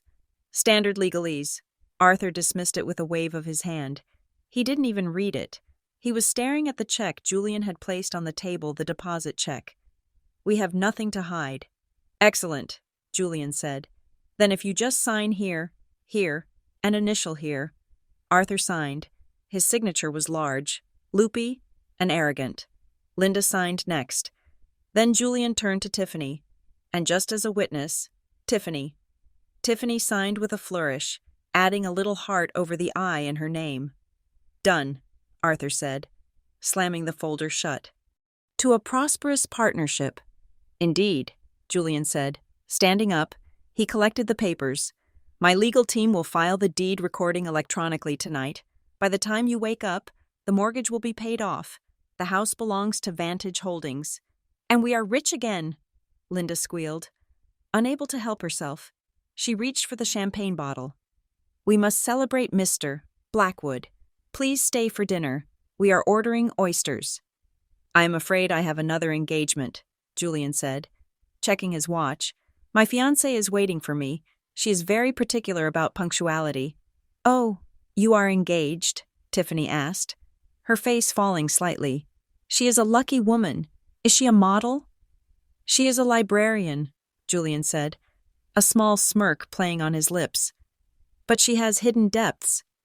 "A librarian," Tiffany laughed, a cruel, mocking sound. "How quaint. Well, I hope she knows what she has." "Oh, she does," Julian said, looking directly into the camera lens on his lapel, looking directly at me. "She knows exactly what she owns." He turned to the door. "Thank you for your hospitality," Julian said. "I will be in touch very soon. Enjoy your evening. It is a beautiful house. Take care of it." "We will treat it like we own it," Arthur shouted jovially as Julian walked out the door. I watched Julian walk down the path, the snow crunching under his dress shoes. The door closed behind him. Inside the house, the celebration erupted. I could hear them cheering. I heard the pop of a cork. "I told you," Arthur was shouting. "I am a genius. I sold the house for a profit, and we don't even have to move. We beat the system." Linda. "We need to go shopping tomorrow," Linda cried. "I need a new wardrobe for the Hamptons this summer." I sat in the van, feeling the cold seep into my bones. But I didn't care. I looked at the signature on the screen. The contract was signed. The trap was sprung. They had signed Clause 14b. They had sworn they had no undisclosed debts. I pulled up Linda's credit report on the side monitor. The $50,000 debt in my name was glowing red. I pulled up Arthur's crypto wallet history. The hidden losses were undeniable. They had lied. They had committed fraud on paper, and by doing so, they had handed me the legal right to evict them not in 6 months, not in 14 days, but whenever I pulled the trigger, Julian opened the back door of the van and slid in beside me. A blast of cold air followed him. He handed me the folder. "It is done," he said. "The deed is ours." I ran my fingers over the signatures. "They called me a drug addict," I said softly. "They said I was violent." "I heard," Julian said, taking my hand. Do you want to wait? Give them a few days of happiness? I looked at the screen. Tiffany was taking a selfie with the deposit check. Arthur was leaning back in his chair, feet up on the table, looking like a king. No, I said. They have had 28 years of happiness at my expense. Their time is up. I reached for the microphone that connected to the external speakers of the smart home system, a feature Arthur had installed to brag to the neighbors, which allowed him to play music on the patio. I had hacked the admin access 3 hours ago. Drive me to the front, I told the driver. What are you going to do? Julian asked. I am going to introduce myself to my tenants, I said. The van engine roared to life. We rolled slowly down the street and pulled up right behind the Rolls-Royce. Directly in front of 42 Chestnut Lane, I looked at the house. It was glowing with warmth. It was time to blow out the candles. The conference room at Henderson Associates was designed to intimidate. It was situated on the 45th floor of the Prudential Tower, wrapped in floor-to-ceiling glass that offered a view of the sprawling, snow-covered city below. The table was a slab of mahogany long enough to land a small aircraft on, and the chairs were upholstered in leather that cost more than my father's car. I was sitting in the adjacent room, separated from the main stage by a large pane of one-way glass. To them, it was just a mirror reflecting their own greed. To me, it was a cinema screen broadcasting the final act of their downfall. It was 9 o'clock in the morning. My parents and sister had arrived 15 minutes early, vibrating with a manic energy that was painful to watch. Arthur was wearing his lucky tie, a garish red silk thing he only wore when he thought he was about to outsmart someone. Linda was wearing the Chanel suit she had pulled out of the mothballs, reeking of cedar and desperation. Tiffany was tapping furiously on her phone, likely checking her engagement metrics. I wore a headset that fed me the audio from the room with crystal clarity. I heard the scuff of Arthur's shoes on the carpet. I heard the nervous click of Linda's purse clasp opening and closing. Julian sat at the head of the table. He looked calm, almost bored. Next to him was Mr. Henderson, a shark of a lawyer I had retained specifically for his ruthlessness. Mr. and Mrs. Southgate, Mr. Henderson began, sliding a stack of documents across the polished wood. These are the closing documents for the transfer of the deed to 42 Chestnut Lane to Vantage Holdings, as well as the leaseback agreement we discussed last night. Let us get to it then, Arthur said, rubbing his hands together. We are eager to finalize this partnership. Before you sign, Mr. Henderson said, his voice dry and professional, I am required to advise you to read the terms carefully. Specifically, the representations regarding financial solvency. We went over this last night with Mr. Blackwood, Arthur dismissed, waving a hand. Vantage Holdings pays off the mortgage arrears, pays off the principal, and gives us a payout of $300,000 for the equity. We stay in the house rent-free for 6 months. Simple. That is the summary. Yes, Julian spoke up, his eyes flickering toward the mirror where he knew I was watching. But the devil is in the details. Arthur, we need to be sure there are no surprises. Surprises? Arthur laughed, a booming, hollow sound. I am an open book. Julian, ask me anything. The contract contains a standard warranty. Mr. Henderson explained, flipping the document to page 45. He pointed a manicured finger at a dense block of text. By signing this, you are swearing under penalty of perjury and breach of contract that you have disclosed all outstanding liabilities. This includes any personal guarantees, hidden liens, or debts that could potentially encumber the asset or your ability to maintain tenancy. I leaned forward in my chair. This was it, the trap. If Arthur and Linda were honest people, they would stop here.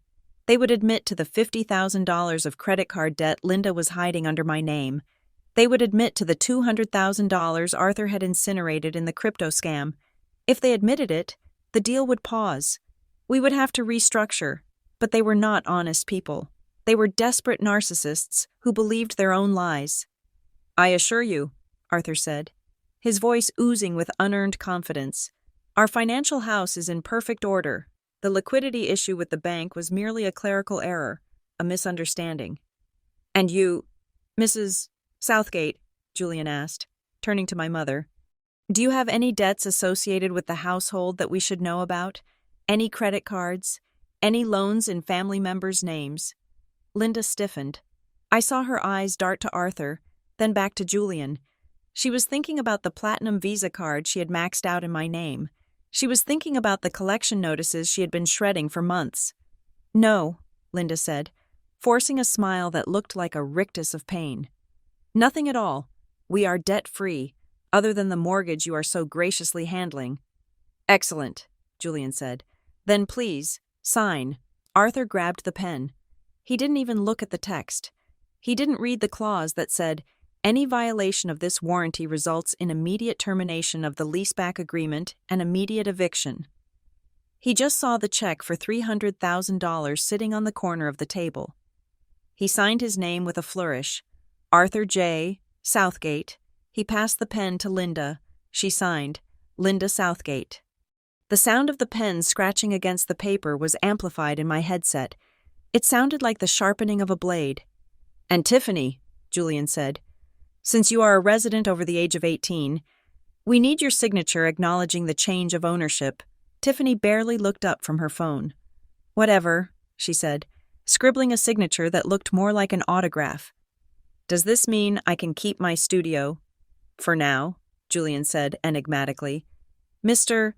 Henderson gathered the papers. He stamped them with a heavy, final thud. Congratulations, the lawyer said, sliding the cashier's check across the table to Arthur. The house now belongs to Vantage Holdings. The funds have been wired to First Boston to clear the mortgage. This is the equity balance. Arthur snatched the check. He stared at it. $300,000. To a man who had been broke for 5 years, it must have looked like infinity. A pleasure doing business with you, Arthur said, standing up. He was already pulling his phone out of his pocket. The pleasure is ours, Julian said. We will be in touch regarding the inspections.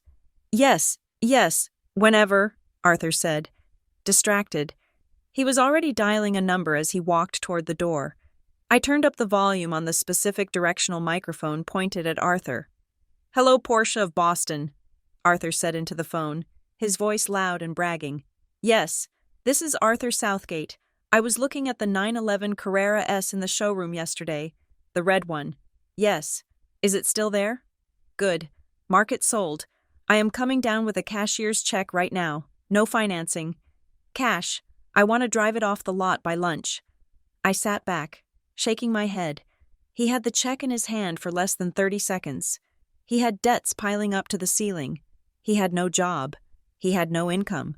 And his first instinct was not to save, not to invest, not to pay back the people he had scammed. It was to buy a sports car he couldn't afford to insure. They walked out of the conference room. I did not follow them immediately. I watched them on the monitors in the hallway. Linda headed for the elevator, likely going to Neiman Marcus. Arthur headed for the parking garage to go to the dealership, but Tiffany stayed in the lobby. She found a spot with good lighting near the waterfall feature in the atrium. She set up her phone on a mini tripod she pulled from her purse. She fixed her hair, checked her teeth, and hit Go Live. I pulled up TikTok on my iPad to watch the broadcast in real time. Hey guys, Tiffany chirped, her voice jumping an octave into that fake influencer cadence. Welcome back to the channel. I have huge news. Like, massive. She held up a set of keys, her own house keys, which she pretended were new. So, you know how I have been manifesting abundance? Well, it happened I just bought my parents' house. I stared at the screen. The audacity was breathtaking. That is right, Tiffany lied, batting her eyelashes. I decided to retire my parents. I bought the estate so they don't have to worry about anything anymore. I am officially a homeowner at 22. It just goes to show, if you visualize it and buy my Boss Babe course, anything is possible. Comments started rolling in. Queen behavior, so inspiring goals. It was a lot of paperwork, Tiffany sighed, wiping a fake tear. But seeing my dad's face when I handed him the check priceless. We are keeping the house in the family, exactly where it belongs. She was monetizing the lie. She was using Julian's money, my money, to sell her scam course to gullible teenagers. The door to my viewing room opened. Julian walked in. He loosened his tie and exhaled. "Did you see that?" he asked, gesturing to the iPad. "I saw," I said. "She bought the house. That is a bold narrative shift." "Arthur bought a Porsche," Julian added. "He didn't even make it to the elevator before he called the dealership." "They are incurable," I said. I thought maybe a small part of me thought they would take the money and try to fix things, maybe pay off the credit cards, maybe put something away for retirement, but they are just throwing gasoline on the fire. "The contract is signed," Julian said, sitting down next to me. "The deed transfer is already recorded at the registry. Vantage Holdings is the legal owner of record as of 2 minutes ago. And the warranty?" I asked. "They signed it," Julian confirmed. "Clause 14B is active. They certified they have no hidden debts. You have the proof that they do. So they are in breach," I said. "They have been in breach since the moment the pen touched the paper." Julian said, "We can evict them whenever you give the word. We don't have to wait 6 months. We don't have to wait 6 days." I stood up and walked to the one-way glass, looking at the empty conference room. The chairs were askew. The smell of Arthur's cologne still lingered in the air. "Not yet," I said. "I want to do it in person. I want to look them in the eye." "Phase 2?" Julian asked. "Phase 2, I confirmed. The reveal. My phone buzzed. It was a notification from the smart home system at 42 Chestnut Lane. Arthur had created a new calendar event on the family hub. Celebration dinner, Friday night, dress code black tie. "They are throwing a party," I said, showing the screen to Julian. "Friday night, to celebrate their windfall." "Perfect," Julian smiled. "A captive audience.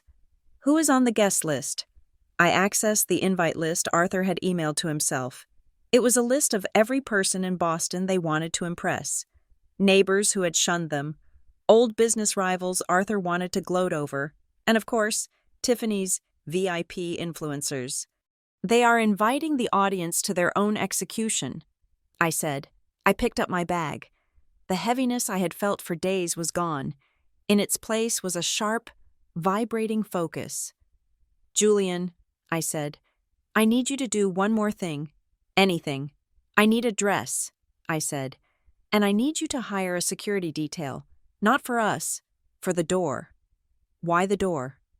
"Because when I walk into that party on Friday," I said, turning to leave the room, "I don't want anyone to be able to leave until I'm finished speaking." I walked out of the law firm and into the cold Boston air. The wind was still biting, but it didn't bother me anymore. I checked my bank account on my phone. The wire for the purchase had gone through. I technically owned the house now. I opened the folder Julian had given me. Inside was the signed contract. I traced the signature of my mother, Linda Southgate. She had sold me for $200 at a pawn shop. Now, she had sold her home to me for a promise she couldn't keep. I hailed a taxi. "Where to?" the driver asked. "Copley Place," I said. Armani. I was done with the oversized coats and the librarian sweaters. Marjorie Southgate, the daughter, had been kicked out into the snow. Marjorie Southgate, the owner, was coming back, and she was going to be dressed for the occasion. I pulled out my phone and sent a text to Tiffany. "Me. Heard you bought the house. Congrats." I watched the 3 dots appear instantly. "Tiffany, thanks. It's crazy, right? Just manifested it. Sorry, things didn't work out for you. Maybe if you fixed your vibes, you could manifest something too. But don't bother coming by. It's owners only now." I laughed. It was a genuine laugh. Me. "Don't worry. I won't come by uninvited." I put the phone away. I didn't need an invitation. I had the keys. The taxi merged into traffic. The game was over. The contract was signed. The ink was dry. Now, it was just a matter of reading the verdict. Friday night arrived, wrapped in the kind of crisp, merciless cold that turns breath into ice fog. But inside, the Rolls-Royce Phantom parked just around the corner from 42 Chestnut Lane. The climate was controlled, serene, and warm. I sat in the passenger seat, my reflection in the darkened window almost unrecognizable. Gone was the oversized wool coat that smelled of mothballs. Gone was the frizzy hair pulled back into a messy bun. Tonight, my hair was sleek, straightened to a mirror shine that fell down my back like a curtain of obsidian. I wore a white Armani power suit, tailored so sharply it looked like it had been cut from marble. The neckline plunged just enough to reveal the pearl necklace my mother had sold for $200, the necklace I had bought back with the fury of 1,000 storms. On my feet were stilettos that cost more than my father's new car payments. "Ready?" Julian asked from the driver's seat. He looked devastating in a black tuxedo, his hand resting reassuringly on my knee. "They are all in there," I said, looking at the tablet on my lap. The security feed from the living room showed a crowded party. Arthur invited everyone, the neighbors he hates, the business partners who stopped returning his calls 5 years ago.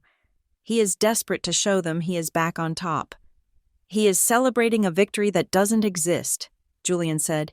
"He is dancing on a trapdoor. Let us pull the lever," I said. The car moved forward, gliding silently toward the driveway. The house was blazing with light. Music thumped from the speakers, bad pop music that Tiffany had curated for her vibe. Cars lined the street, a mixture of rented luxury sedans and the modest vehicles of the few friends who still tolerated my parents. We pulled right up to the front steps, blocking the path of a caterer trying to carry in a tray of shrimp. The valet, a teenager hired for the night, rushed to open my door. I stepped out. The cold air hit my face, but tonight it felt bracing, empowering. I stood tall, adjusting the lapels of my jacket. I walked up the steps. 2 large men in black suits stood by the door, security guards I had hired earlier that day under the guise of extra protection for the VIP guests. They nodded as I approached. They knew who signed their checks. "Ms. Southgate," one of them murmured, opening the heavy oak door for me. I stepped into the foyer. The noise hit me first, the chatter of 50 people, the clinking of glass, the thumping bass, then the smell-expensive perfume masking the scent of damp, mingled with the aroma of hot hors d'oeuvres.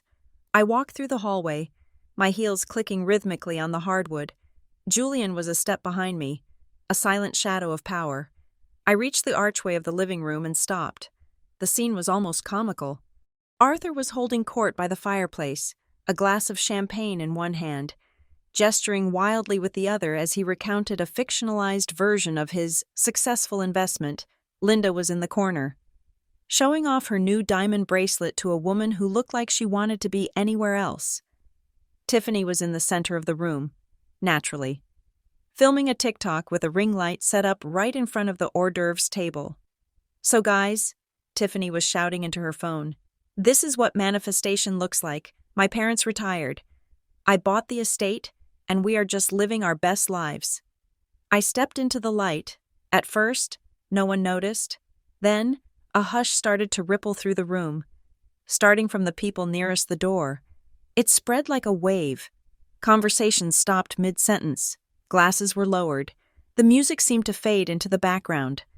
Arthur turned, annoyed by the sudden silence. "What is going on? Why did the music—" He saw me. His jaw literally dropped. He blinked, as if his brain refused to process the image. He was expecting the mousy librarian in a gray cardigan. He was looking at a woman who looked like she owned the building he was standing in.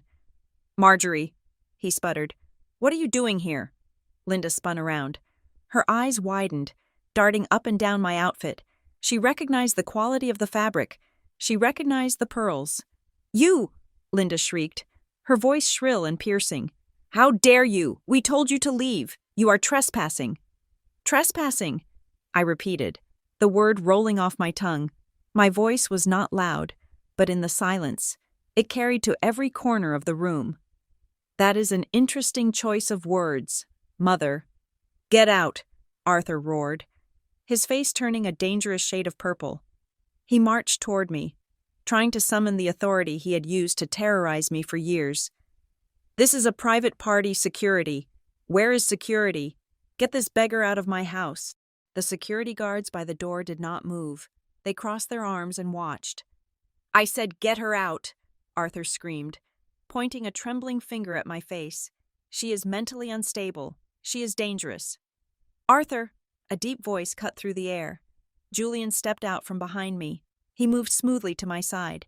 Slipping his arm around my waist, he pulled me close, a gesture of undeniable possession and protection. The effect was instantaneous. Arthur froze mid-step. His hand dropped. The color drained from his face, leaving him a pasty gray. Mr. Blackwood," Arthur stammered. He looked from Julian to me, and then back to Julian, his mind unable to connect the dots. "Why are you with her? Did she bother you outside? Is she harassing you? I am so sorry. She is the help. She used to live here." "Help," Julian interrupted, his tone icy. He looked down at me with a smile that was terrifyingly tender. "Arthur, you seem confused." Julian raised his head and addressed the entire room. "Allow me to make an introduction," Julian said. "This is not the help. This is my fiancé." A gasp went through the room, a collective intake of breath. "And," Julian continued, his voice hardening, "she is also the managing partner of Vantage Holdings, which makes her the new owner of this property." "What?" Arthur whispered. No, that is impossible. Vantage Holdings I signed with you, with Julian Blackwood." "Vantage Holdings is a subsidiary," Julian explained calmly. "My fiancé controls the assets. I was merely the broker. You sold the house to her, Arthur. You signed the deed over to your daughter, Tiffany, who had been standing frozen with her phone still recording." Let out a small squeak. Her hand went limp. The glass of red wine she was holding slipped from her fingers. Smash. The glass shattered on the white wool rug, the rug Linda had bought yesterday with the deposit money. The red wine bloomed outward like a gunshot wound. "Marjorie," Tiffany whispered, "you have money." "I have your money," I corrected her, looking at the stain on the rug. "Or rather, the money you thought you had." "This is a lie," Linda screamed, rushing forward. She looked frantic, like a trapped animal. "You are lying. She is a librarian. She shelves books for $12 an hour. She is poor. She is a leech."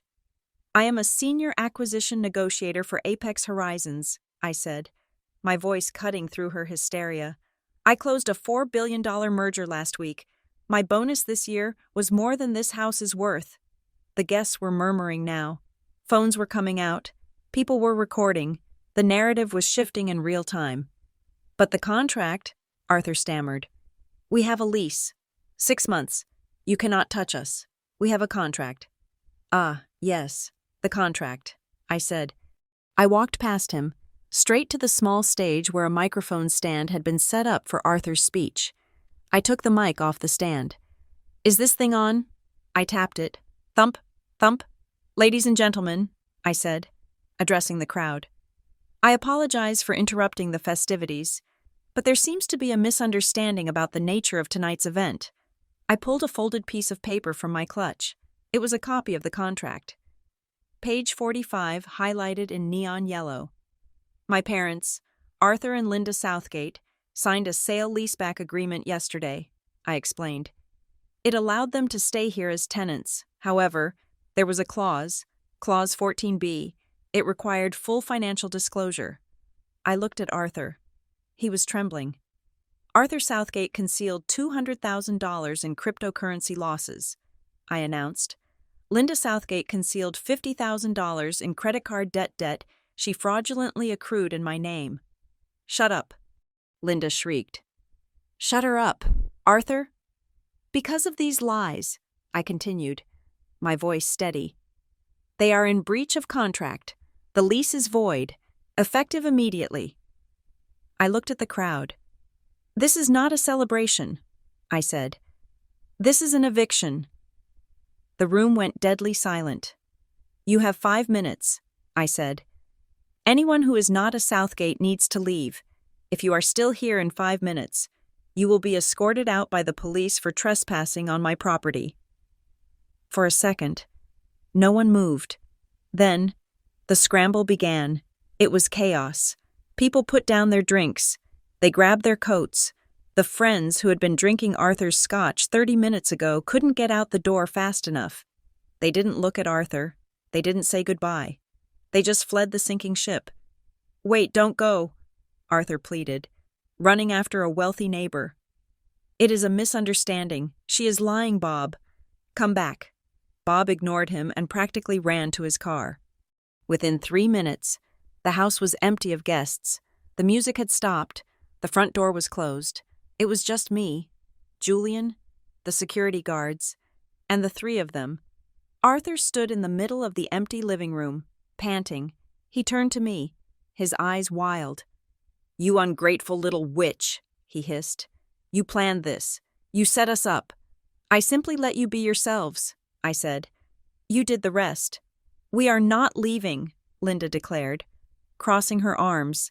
She stood on the wine-stained rug, refusing to move. "This is my house. I have lived here for 30 years. You cannot kick your mother out on the street." "You kicked me out on the street 3 days ago," I reminded her, "into a blizzard, because you needed space for Tiffany." "That was different," Linda cried. "You are young, you can handle it. We are old." "And now you are homeless," I said. "I am calling the police," Tiffany yelled, holding up her phone. "I am going to tell them you scammed us." "Go ahead," Julian said, checking his watch. "The police are actually already on their way. We called them to assist with a civil standby for a hostile eviction. They should be here in—" Sirens wailed in the distance, getting louder. About 10 seconds, Arthur slumped onto the sofa. The fight went out of him. He looked at the check in his pocket, the $300,000. "I still have the money," he muttered. "I have the check. You paid me. We can just go to a hotel. We can buy another place." "Did you spend any of it yet, Arthur?" I asked sweetly. He went pale.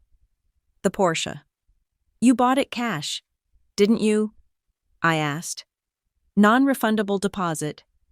"And the shopping spree," Linda whispered, her hand going to her mouth. "I spent $20,000 at Neiman's this morning." "And I paid off the caterer," Tiffany added. "Well," I said, "I hope you enjoyed it, because I am also suing you for the $50,000 plus interest for the identity theft." "Mother, and since you just admitted to spending the equity, I will be freezing your bank accounts in the morning to recover my damages." "You are a monster," Arthur whispered. "No, Father," I said, walking closer to him until I was towering over him in my heels. "I am the corporate reaper. You just never bothered to ask what I did for a living." The doorbell rang. The security guard opened it. 2 police officers stood there, snow on their shoulders. "We received a call about a trespassing dispute," the officer asked. "Yes, officer," I said, turning to face them. "I am the owner of this property. These people are squatters. They have been asked to leave and are refusing." I pointed at the bags in the corner, the bags of party favors they had prepared for guests. "They can take their personal items," I said, "but the furniture stays. It was included in the sale." "All right, folks," the officer said, stepping inside. "Let's not make this difficult. If the lady says you have to go, you have to go." Arthur looked at the officer, then at me. He looked at the house he had pretended to own for decades. He looked at the daughter he had thrown away. "Marjorie," he croaked, "please, where are we supposed to go?" I looked at him. I remembered standing on the porch, begging for one night. I remembered him handing me the moth-eaten coat. "Go live in the streets for all I care," I said. I turned my back on them. "Get them out," Julian ordered. I heard the shuffling of feet. I heard Linda sobbing. I heard Tiffany complaining that she didn't have her charger. I walked to the fireplace. Above the mantel hung a portrait of the family Arthur, Linda, and Tiffany. I wasn't in it. They had taken it 5 years ago when I was at work. I reached up and pulled it off the wall. I dropped it on the floor. Crack. The frame splintered. I didn't watch them leave. I just listened to the door close. Click. The silence that followed was heavy, but it wasn't empty. It was full. It was full of justice. Julian walked over and handed me a glass of champagne, a fresh bottle he had opened himself. "To the new owner," he said softly. I took the glass. I looked around the room. It was ugly. The wallpaper was peeling. The furniture was tacky. But it was mine. "To the new owner," I whispered. I took a sip. It tasted like victory. The silence that descended upon the living room after the last guest had fled was not peaceful. It was the suffocating, high-pressure silence of a bomb squad chamber right before the wire is cut. The front door had clicked shut, sealing the 5 of us and the 2 police officers standing stoically by the entrance inside a house that smelled of expensive perfume and impending ruin. Mr. Henderson, my attorney, stepped out from the library where he had been waiting. He was a man who looked like he had been born in a 3-piece suit, carrying a leather briefcase that contained the legal equivalent of a nuclear warhead. He walked to the center of the room and stood next to me, placing the briefcase on the coffee table with a heavy, deliberate thud. Arthur was the first to break the silence. He was sweating profusely, the sheen of moisture on his forehead reflecting the harsh light of the crystal chandelier. He pulled the folded contract from his breast pocket, waving it in the air like a talisman that could ward off reality. "You cannot do this," Arthur shouted, his voice cracking with a mixture of fear and entitlement. "We have a contract, a written agreement. Look, it is right here. Vantage Holdings granted us a 6-month leaseback, rent-free. We are tenants, and you cannot evict tenants without a court order and 30 days of notice, officers. Tell her she cannot just throw us out into the night." One of the police officers shifted his weight, looking uncomfortable. "Ma'am, if they have a valid lease, this is a civil matter. We can't remove legal tenants without a writ of possession." Arthur grinned. It was a grotesque, desperate twisting of his lips. "Cece, Marjorie, you think you are so smart, but you signed the paper, we have rights." I looked at Julian. He was leaning against the grand piano, watching Arthur with the detached amusement of a biologist observing a specimen under a microscope. He gave me a slight nod. "Mr. Henderson," I said, my voice cutting through the room like a razor. "Please enlighten my father regarding the validity of the paper he is waving around." Mr. Henderson opened his briefcase. He did not rush. He pulled out a thick black binder and opened it to a page marked with a red tab. "Mr. Southgate," the lawyer began, his tone dry and clinical, "you are referring to the residential leaseback agreement dated February 3rd. However, you seem to have overlooked the conditions precedent required for that lease to remain valid." "Conditions," Arthur sputtered. "It said rent-free. That was the condition." "Please refer to page 45, clause 14b, Mr." Henderson recited from memory, not even looking at the text. "The warranty of solvency and disclosure. By signing, the seller that is, you warranted that there were no undisclosed financial liabilities, liens, or debts that could encumber the tenant's ability to maintain the property. It further states that any material misrepresentation of financial status renders the lease agreement null and void ab initio from the beginning." "So what?" Arthur scoffed. "We didn't misrepresent anything I told you. A few cash flow issues, but we are solid." I reached into the binder. "Mr." Henderson held and pulled out a stack of documents stapled together. I threw them onto the glass coffee table. They slid across the surface and stopped right in front of Arthur. "Read it, Arthur," I said. He looked down. "What is this?" "That is a transaction log from the Cayman Islands," I said. "Specifically from the liquidated accounts of Crypto Future Holdings. It shows a wire transfer of $200,000 from your home equity line of credit into a Ponzi scheme that went bust last Tuesday. You didn't just have cash flow issues. You incinerated the equity of this house before you even sold it to us." Arthur went pale. He opened his mouth to speak, but no sound came out. "And that is just the appetizer," I continued. I pulled out a second stack of papers, thicker than the first. "This is the credit report for Linda Southgate." I turned to my mother. She was clutching her pearl necklace, the fake one looking like a deer caught in the headlights of a semi-truck. $50,422. I read the number aloud. That is the current balance on a platinum Visa card ending in 4589. Does that number sound familiar? Mother, I don't know what you are talking about, Linda stammered, her eyes darting to the police officers. She is making this up. She hacked my accounts. I didn't have to hack anything, I said coldly. I accessed the account because I am the co-signer. You opened it in 1999. You used the social security number of a 1-year-old child to secure credit because you had already maxed out your own cards. I turned to the police officer. Officer, using a minor's identity to obtain credit without their consent is a felony in the Commonwealth of Massachusetts. It is called identity theft. And lying about it on a real estate contract is called wire fraud. The officer's demeanor changed instantly. He looked at Arthur and Linda not as victims of a dispute, but as suspects, because you lied on the disclosure. Mr.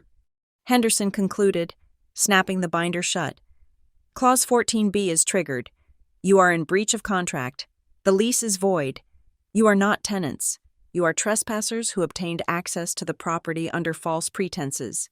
This is a technicality, Arthur screamed, slamming his hand on the table. You are ruining us over a technicality. I am ruining you over the truth, I corrected him. Linda let out a wail. It was a theatrical, sobbing sound that she usually reserved for funerals or when a waiter got her order wrong. She threw herself onto the sofa, burying her face in her hands.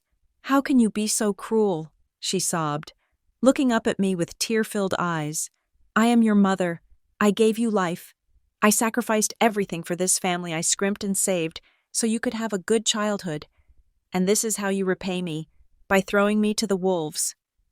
She looked at Julian, trying to appeal to his chivalry. Mr. Blackwood, surely you can see this is a family tragedy. I did everything for my children. I love them more than life itself. Marjorie is just confused. She is hurting because we had to be tough on her. It was tough love. Tough love, I repeated. Is that what you call it? Yes, Linda cried, grasping at the straw. We wanted you to be independent. That is why we pushed you, and look at you now. You are successful. It was because of us, because we raised you to be strong. I pulled my phone from my pocket. I thought you might say something like that. That is why I brought a souvenir from my time living under this roof. I tapped the screen and connected via Bluetooth to the room's surround sound system. What is that? Linda stopped crying, her eyes narrowing. A recording, I said. From last Christmas. You didn't know I was in the kitchen when you were talking to your friends in the sunroom. You thought I was out shoveling the driveway. I pressed play. Linda's voice boomed through the high-fidelity speakers, crisp and clear. Honestly, Susan, I don't know why she doesn't just leave.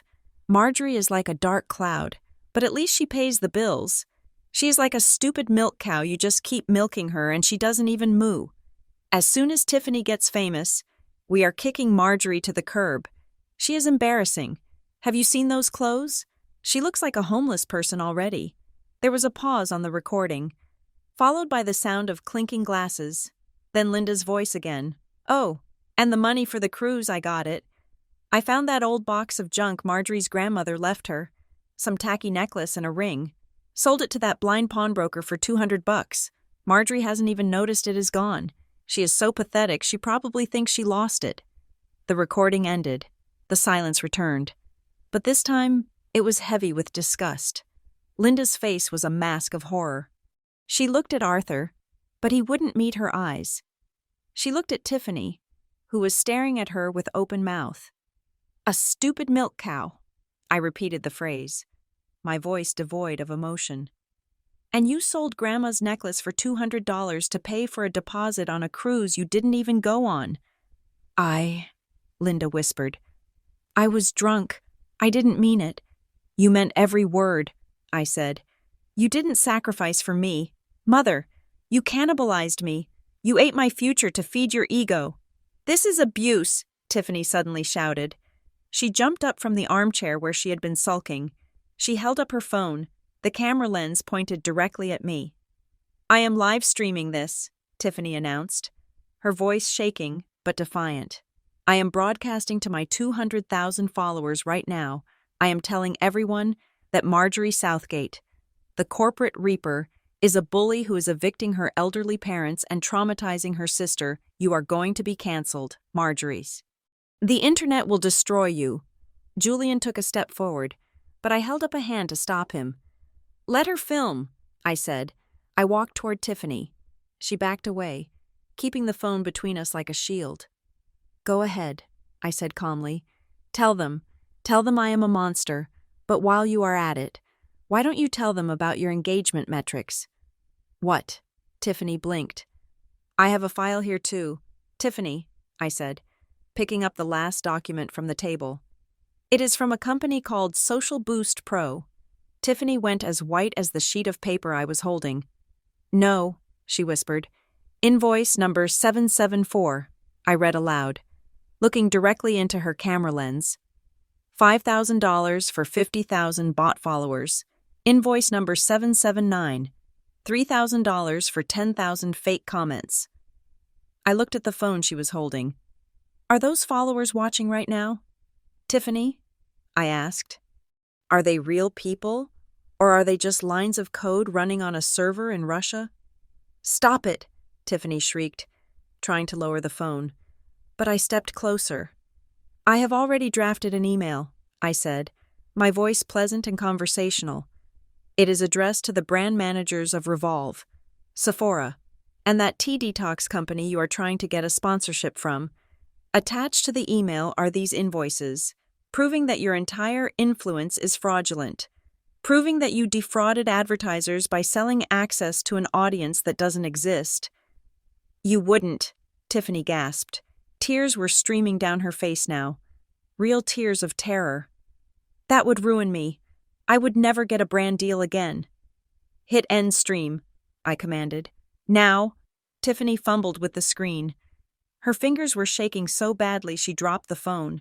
She scrambled to pick it up and frantically tapped the screen. "It is off," she cried. "I turned it off. Please, Marjorie, don't send the email." "Being an influencer is all I have." "Then you have nothing," I said, "because it was never real."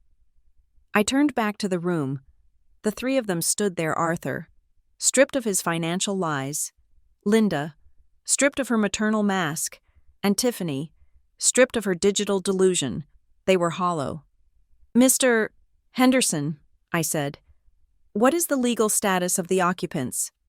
"They are trespassers," the lawyer confirmed. "The lease is void due to fraud. The owner has revoked permission to remain." I looked at the police officers. "Officers, I would like these trespassers removed from my property, immediately." The older officer stepped forward. He adjusted his belt. He looked at Arthur with a mixture of pity and annoyance. "All right, Mr. Southgate," the officer said. "You heard the lady. You have to vacate the premises. You can grab your coats and essentials, but you need to step outside now." "But it is freezing," Arthur protested weakly. "We have nowhere to go." "That is not a police matter, sir," the officer said. "Move, or we will have to escort you in handcuffs." Arthur looked at me one last time. His eyes were pleading, begging for the daughter he had abused to save him one more time. "Marjorie," he whispered, "we are family." I looked at him. I looked at the man who had siphoned the gas from my car. "Family helps each other," I said. "I am helping you. I am helping you learn the one lesson you never taught me." "What is that?" he asked. "Actions have consequences," I said. "Now get out." I turned my back on them and walked to the window. I heard the scuffling of feet. I heard Linda weeping as she was guided to the door. I heard Tiffany sniffing. "And Arthur," I called out without turning around. He stopped at the door. "Leave the keys," I said. "You won't be needing them." I heard the heavy jingle of keys hitting the floor. Then the door opened, letting in a gust of winter wind, and closed again. They were gone. The room was silent again, but this time it was clean. "Well handled, Mr." Henderson said, closing his briefcase. I will file the restraining orders in the morning to ensure they don't return. Thank you. Henderson, Julian said. Send the bill to my office. No, I said, turning from the window. Send it to me. I can afford it. Julian smiled. He walked over to where the keys lay on the floor. He picked them up and held them out to me. Your house, Ms. Southgate, he said. I took the cold metal in my hand. It didn't feel like a prize. It felt like a weapon I could finally put down. It is not a home yet, I said. But it is a start. The heavy oak door had clicked shut, but the drama was far from over. From the vantage point of the front porch, standing under the shelter of the stone overhang, Julian and I watched the final disintegration of the Southgate dynasty. They had not left the property. They were huddled on the driveway, a shivering triumvirate of greed, illuminated by the harsh floodlights of the garage. The wind was howling, whipping snow around their ankles, a poetic justice that did not escape me. 3 days ago, they had thrown me into this same cold without a coat. Now, they stood in their finery, Arthur in his suit, Linda in her stole, and Tiffany in her flimsy dress, feeling the bite of the Boston winter they had so casually weaponized against me. "We are not going anywhere," Arthur screamed at the closed door, though he was looking at the police officers who were standing by their patrol car, arms crossed, waiting for them to clear the premises. "This is my property. I have rights. I know the chief of police. I play golf with the mayor." He fumbled for his phone, his fingers stiff with cold. I could hear him muttering, desperate prayers to a network of influence that he believed still existed. "I am calling Judge Halloway," Arthur announced, loud enough for us to hear. "He will sign an emergency injunction. He will have you arrested for illegal eviction." He dialed. He held the phone to his ear. I watched the hope drain from his face as the call went straight to voicemail. "He must be busy," Arthur stammered. He dialed again. "Councilman Miller, he owes me a favor." Another call, another voicemail. "Why is no one answering?" Arthur cried out. Looking at the screen as if it had betrayed him, Julian stepped forward to the edge of the porch railing. "They are not answering. Arthur, because they know." Arthur spun around, squinting up at us. "Know what? What lies did you tell them?" "We didn't have to tell them anything," Julian said, his voice cutting through the wind. "We simply stopped suppressing the truth. My firm sent out a standard compliance memo this afternoon to the Boston business community. It flagged the Southgate name as high risk, due to pending litigation for fraud and identity theft. Your credit score is not just zero. Arthur, it is radioactive. No one in this city will take your call because associating with you is now a liability." Arthur dropped his hand. The phone slipped from his numb fingers and clattered onto the frozen pavement. He didn't even bend down to pick it up. "You killed my name," he whispered. "You killed it yourself," I said. "I just wrote the obituary." I looked at my watch. "You have exactly 2 minutes to vacate my driveway.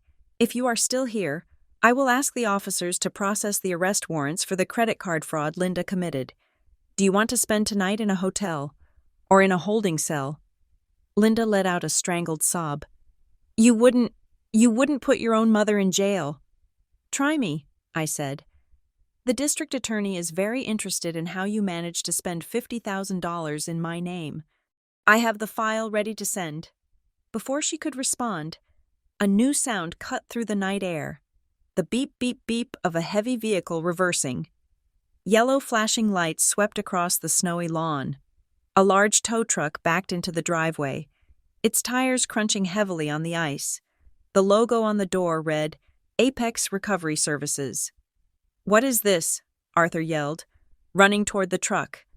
"Hey, you cannot be here, get off my land." The driver, a burly man who looked like he had heard every excuse in the book, hopped out. He held a clipboard. "Pickup order for a 2026 Porsche 911, the driver said, verifying the VIN number on the windshield of the gleaming red sports car Arthur had parked triumphantly just hours ago. "No!" Arthur screamed, throwing himself in front of the car. "I bought this today. I paid cash. It is mine." Payment was flagged, the driver said, indifferent. The dealership got a notification from the bank that the cashier's check was drawn on frozen funds. They revoked the sale. I am taking it back. Frozen? Arthur looked up at me, his eyes bulging. I told you, I said calmly. I sued you for damages. My legal team filed an emergency asset freeze an hour ago to secure the funds for the lawsuit. That $300,000 you thought you had, it is locked in escrow until a judge decides how much of it belongs to me for the identity theft and the emotional distress. You froze the money. Arthur fell to his knees in the snow. But that was all we had. That was our exit plan. The car goes, the driver said. Pushing Arthur aside, he hooked the chains to the bumper. Arthur watched, defeated, as the red Porsche, the symbol of his delusional comeback, was hoisted into the air. It was dragged up the ramp of the flatbed like a dead animal. The truck engine roared, and within seconds, the car was gone, disappearing down the street. They were left with nothing but Tiffany's Range Rover, which I knew was also 3 payments behind. But that was a problem for another day. The reality of their situation finally hit Linda. The adrenaline of the fight faded, replaced by the cold, hard terror of poverty. She looked at the empty spot where the Porsche had been. She looked at the dark house that was no longer hers, and then she looked for someone to blame. She turned on Tiffany. "This is your fault," Linda hissed. Tiffany, who was busy trying to delete the comments on her archived livestream, looked up. "What? You and your stupid, useless brand," Linda screamed, her voice breaking. "We spent everything on you, $5,000 a month for bots, for fake comments. We could have paid the mortgage. We could have saved the house." "You supported it," Tiffany shrieked back. "You told me I was going to be a star. You wanted me to be famous so you could be a momager like Kris Jenner. Don't put this on me." "You are a parasite," Linda lunged at her, grabbing the sleeve of Tiffany's dress. "I sold Marjorie's jewelry for you. I stole her credit for you, and what did you give us? Nothing. You are 22 years old, and you have never worked a day in your life. Because you told me I was too special to work." Tiffany shoved her mother away. Linda slipped on the ice and fell hard onto her hip. "Arthur!" Linda wailed from the ground. "She pushed me. Do something." Arthur didn't move. He was staring at the ground, muttering to himself. "I had a Porsche. I had a Porsche for 4 hours." "Stop it!" Tiffany yelled, tears streaming down her face, ruining her makeup. "I hate you both. You are losers. Marjorie was right. You are just a bunch of scammers." "Don't you speak about us like that." Linda struggled to her feet, her Chanel suit wet and stained with mud. "We gave you everything." "You gave me nothing," Tiffany screamed. "You gave me a fake life, and now look at us. We are homeless." I stood on the porch, watching them tear each other apart. It was a scene I had imagined 1,000 times. I had thought I would feel triumph. I had thought I would feel a rush of vindictive joy seeing the people who had tormented me finally suffer. But I felt nothing. It was just empty. It was like watching a building collapse after the demolition charges had been set. There was no glory in it, only gravity. They were not monsters anymore. They were just sad. Broken people who had built their lives on a foundation of sand and were shocked that the tide had finally come in. "Come inside," Julian said softly, stepping closer to me. "It is cold." "Wait," I said. "I need to see them leave." The police officer had seen enough. He stepped forward, his patience exhausted. "All right, that is enough," the officer barked. "The show is over. You need to clear the area. Get in the vehicle and leave, or we are taking you all down to the station for disturbing the peace." Arthur looked up. He looked at the officer. Then he looked up at the porch. He looked at me. For a brief second, our eyes met. I saw the realization hit him. He saw the woman in the Armani suit, the woman standing next to a billionaire, the woman who held the deed to his house, and he realized that he had not just lost a daughter. He had thrown away his salvation. "Marjorie," he mouthed. It might have been sorry. It might have been help. I didn't respond. I didn't blink. "Let's go. Arthur," Linda said. Her voice broken and defeated, she limped toward the Range Rover. Get in the car. They piled into the SUV. It was a tight squeeze with the bags they had managed to grab. Tiffany got in the back, still sobbing. Arthur got in the driver's seat. The engine started with a rattle. They backed out of the driveway, the headlights sweeping across the house one last time. They paused at the end of the drive, as if waiting for me to run after them, to bang on the hood and tell them it was all a joke, that they could come back inside and have hot cocoa. I turned around and walked toward the front door. Julian held it open for me. You are strong, he said quietly. Stronger than anyone I know. I am not strong, I said. Stepping into the warmth of the foyer, I am just done. I turned back one last time to look through the open door. The taillights of the Range Rover were fading into the blizzard. 2 red dots disappearing into the white void. It was the exact mirror image of the night they had kicked me out. They had watched me walk into the dark, laughing. Now, I watched them drive into it, silent. But there was a difference. When I walked into the snow, I had my dignity. I had my grandmother's picture. I had a soul that was intact. They were leaving with nothing but their resentment and the clothes on their backs. They are gone, Julian said. No, I corrected him. They were never really here. This house was empty long before I bought it. You don't owe them anything, Julian said. Sensing the lingering weight on my shoulders, not even your pity. They made their choices every single day for 28 years. I know, I said. I looked at the spot on the rug where the wine had spilled. I don't pity them, Julian. I just mourn the time I wasted trying to make them love me. The police officer waved from the bottom of the steps, signaling that the removal was complete. All clear, ma'am, the officer called out. We will patrol the area tonight to make sure they don't circle back. Thank you, officer, I said. Julian reached out and took the handle of the heavy oak door. Ready to close the chapter? He asked. I looked out at the street one last time. The snow was falling harder now, covering the tire tracks of the tow truck and the Range Rover, erasing the evidence that they had ever been there. The slate was being wiped clean by nature itself. Close it, I said. Julian pushed the door. It swung shut with a solid, final thud. The sound echoed through the high ceilings of the foyer. The lock clicked. I was inside. They were outside. The balance of the universe had finally corrected itself. The silence in the house was not empty.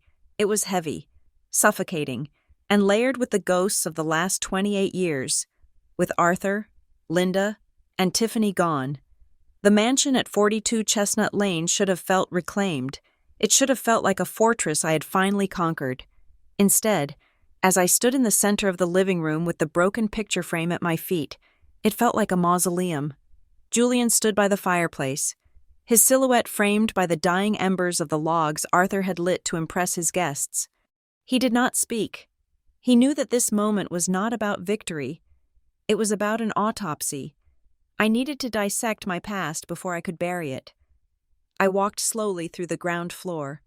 The air was still thick with the cloying, floral scent of Tiffany's cheap perfume, a smell she used to mask the dampness of the old house.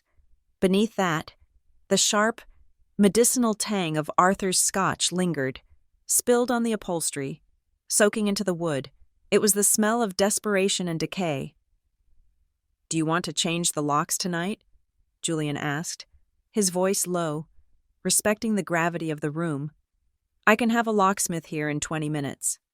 No, I said, running my hand along the back of the velvet sofa where my mother had sat and judged me for decades. The locks don't matter anymore. They know better than to come back. I turned toward the stairs. There was one last thing I had to see. I will be right back, I told him. I ascended the staircase, my heels sinking into the plush carpet that covered the rotting floorboards beneath. I walked past the master bedroom, the door ajar, revealing the chaos of Linda's hasty packing. Clothes were strewn everywhere, hangers stripped bare, a testament to her panic. I walked to the end of the hall, to the attic door. I pushed it open, my breath hitched in my throat. It was no longer my room, in the 3 days since they had thrown me out. They had transformed it. The walls, which I had painted a soothing cream color to hide the cracks, were now a violent, electric pink. The bookshelves, where I had kept my escape routes in the form of novels, were gone. In their place stood a massive ring light, a backdrop of fake plastic ivy, and a neon sign that buzzed softly, reading "Good Vibes Only." This was the healing sanctuary. This was the studio for which I had been evicted. I walked into the room. It felt alien.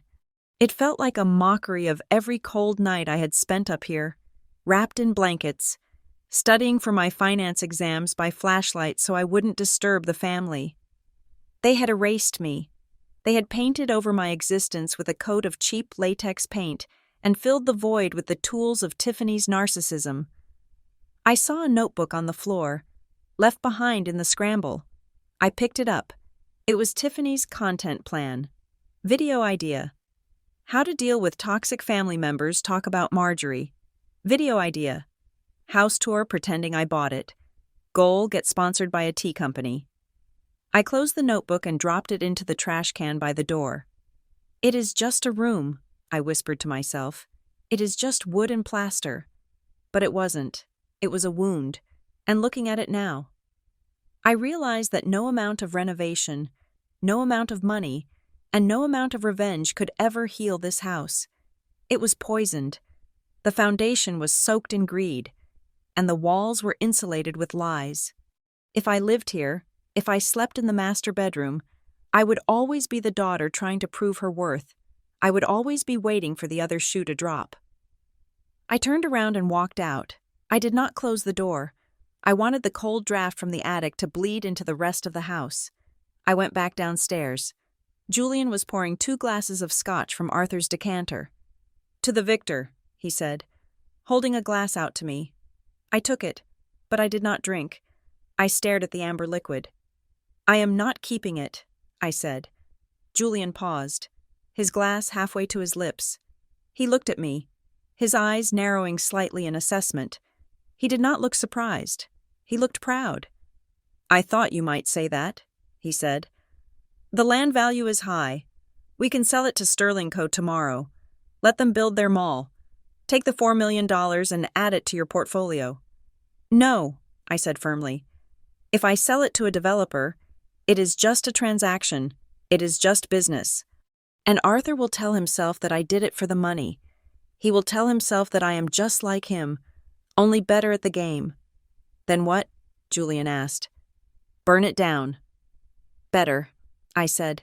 A small, cold smile touched my lips. "I am going to give it away." I pulled my phone from my pocket and dialed a number I had looked up earlier that day. It was late, but I knew the director would be awake. Crisis centers never sleep. "Hello?" A tired voice answered on the 3rd ring. "Boston Youth Outreach. This is Sarah." "Sarah," I said, my voice strong and clear. "My name is Marjorie Southgate. You don't know me, but I was one of the kids you almost had to help 10 years ago. I spent a lot of nights in my car." "Ms. Southgate." Sarah sounded confused. "How can I help you? Do you need a bed tonight?" "No," I said. "I have a bed. I'm calling because I want to offer you some beds. A lot of them." I looked around the cavernous living room. "I am the owner of a property at 42 Chestnut Lane," I said. "It is a 6-bedroom estate with a large backyard. It has a high-efficiency heating system that I'm going to pay to have replaced next week. It is fully furnished." "Okay," Sarah said, her voice cautious. "I want to donate the deed to your organization," I said, "effective immediately. I want this house to be a permanent shelter for teenagers who have been kicked out by their families. I want it to be a place for the kids who are told they are burdens. I want it to be a home for the ones who have nowhere else to go." There was a long silence on the other end of the line. I could hear Sarah breathing. "Ms. Southgate," she choked out. "Are you serious? A property like that would change everything. We could house 20 kids there. We could save lives." "I know," I said. "I have my lawyer drawing up the transfer papers. He will be in touch in the morning. The only condition is that the name of the house must be changed." "Of course," Sarah said, weeping now. What do you want to call it?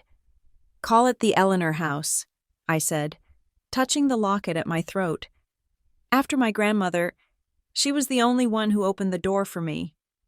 Thank you, Sarah sobbed. My God, thank you. I hung up the phone. The weight that had been pressing on my chest for 28 years finally vanished. It was the ultimate insult to Arthur and Linda. They had kicked out their own flesh and blood to make room for vanity. Now, their ancestral home, the symbol of their fake status, would be filled with the very people they despised: the poor, the unwanted, the cast-offs.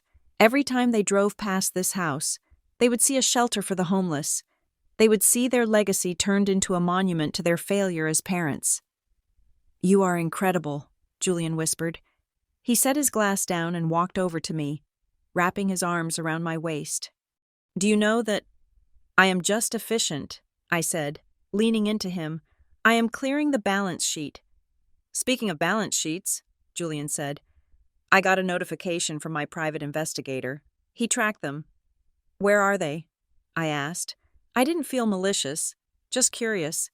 I needed to know the equation was balanced. They checked into the Motel 6 off the interstate, Julian said. Arthur's credit cards were all declined. Naturally, Linda had to use the cash she had hidden in her bra, about $400.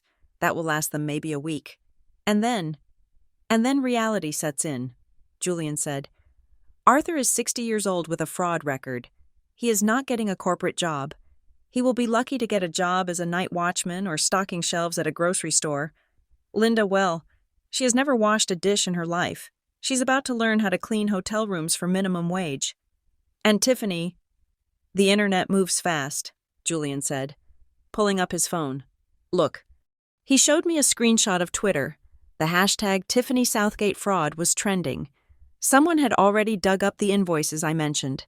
Her followers were dropping by the thousands every second. Comments were flooding her pages, demanding refunds for her courses. She is finished, Julian said. She will have to change her name. She will have to get a real job. I hear the diner down the street is looking for waitresses on the graveyard shift. It was a harsh sentence. Hard labor, public humiliation, poverty. It was exactly what they had sentenced me to. But they lacked the resilience I had built. They would crumble. They would turn on each other. It would be a slow, miserable end to a life of pretense. Good, I said. I walked over to the fireplace. The fire was dying. Just glowing red coals now. I reached into my pocket and pulled out the folded piece of paper I had carried with me. It was the promissory note for the mortgage debt I had bought. It was the legal document that said I owned their debt, that I owned them. I didn't need it anymore. I didn't want to be their creditor. I didn't want any connection to them at all. I tossed the paper onto the embers. It curled at the edges, turning brown, then black. Then, a small flame licked the corner. It caught. The paper flared up, bright and hot. I watched the names Arthur and Linda disappear into ash. I watched the numbers burn.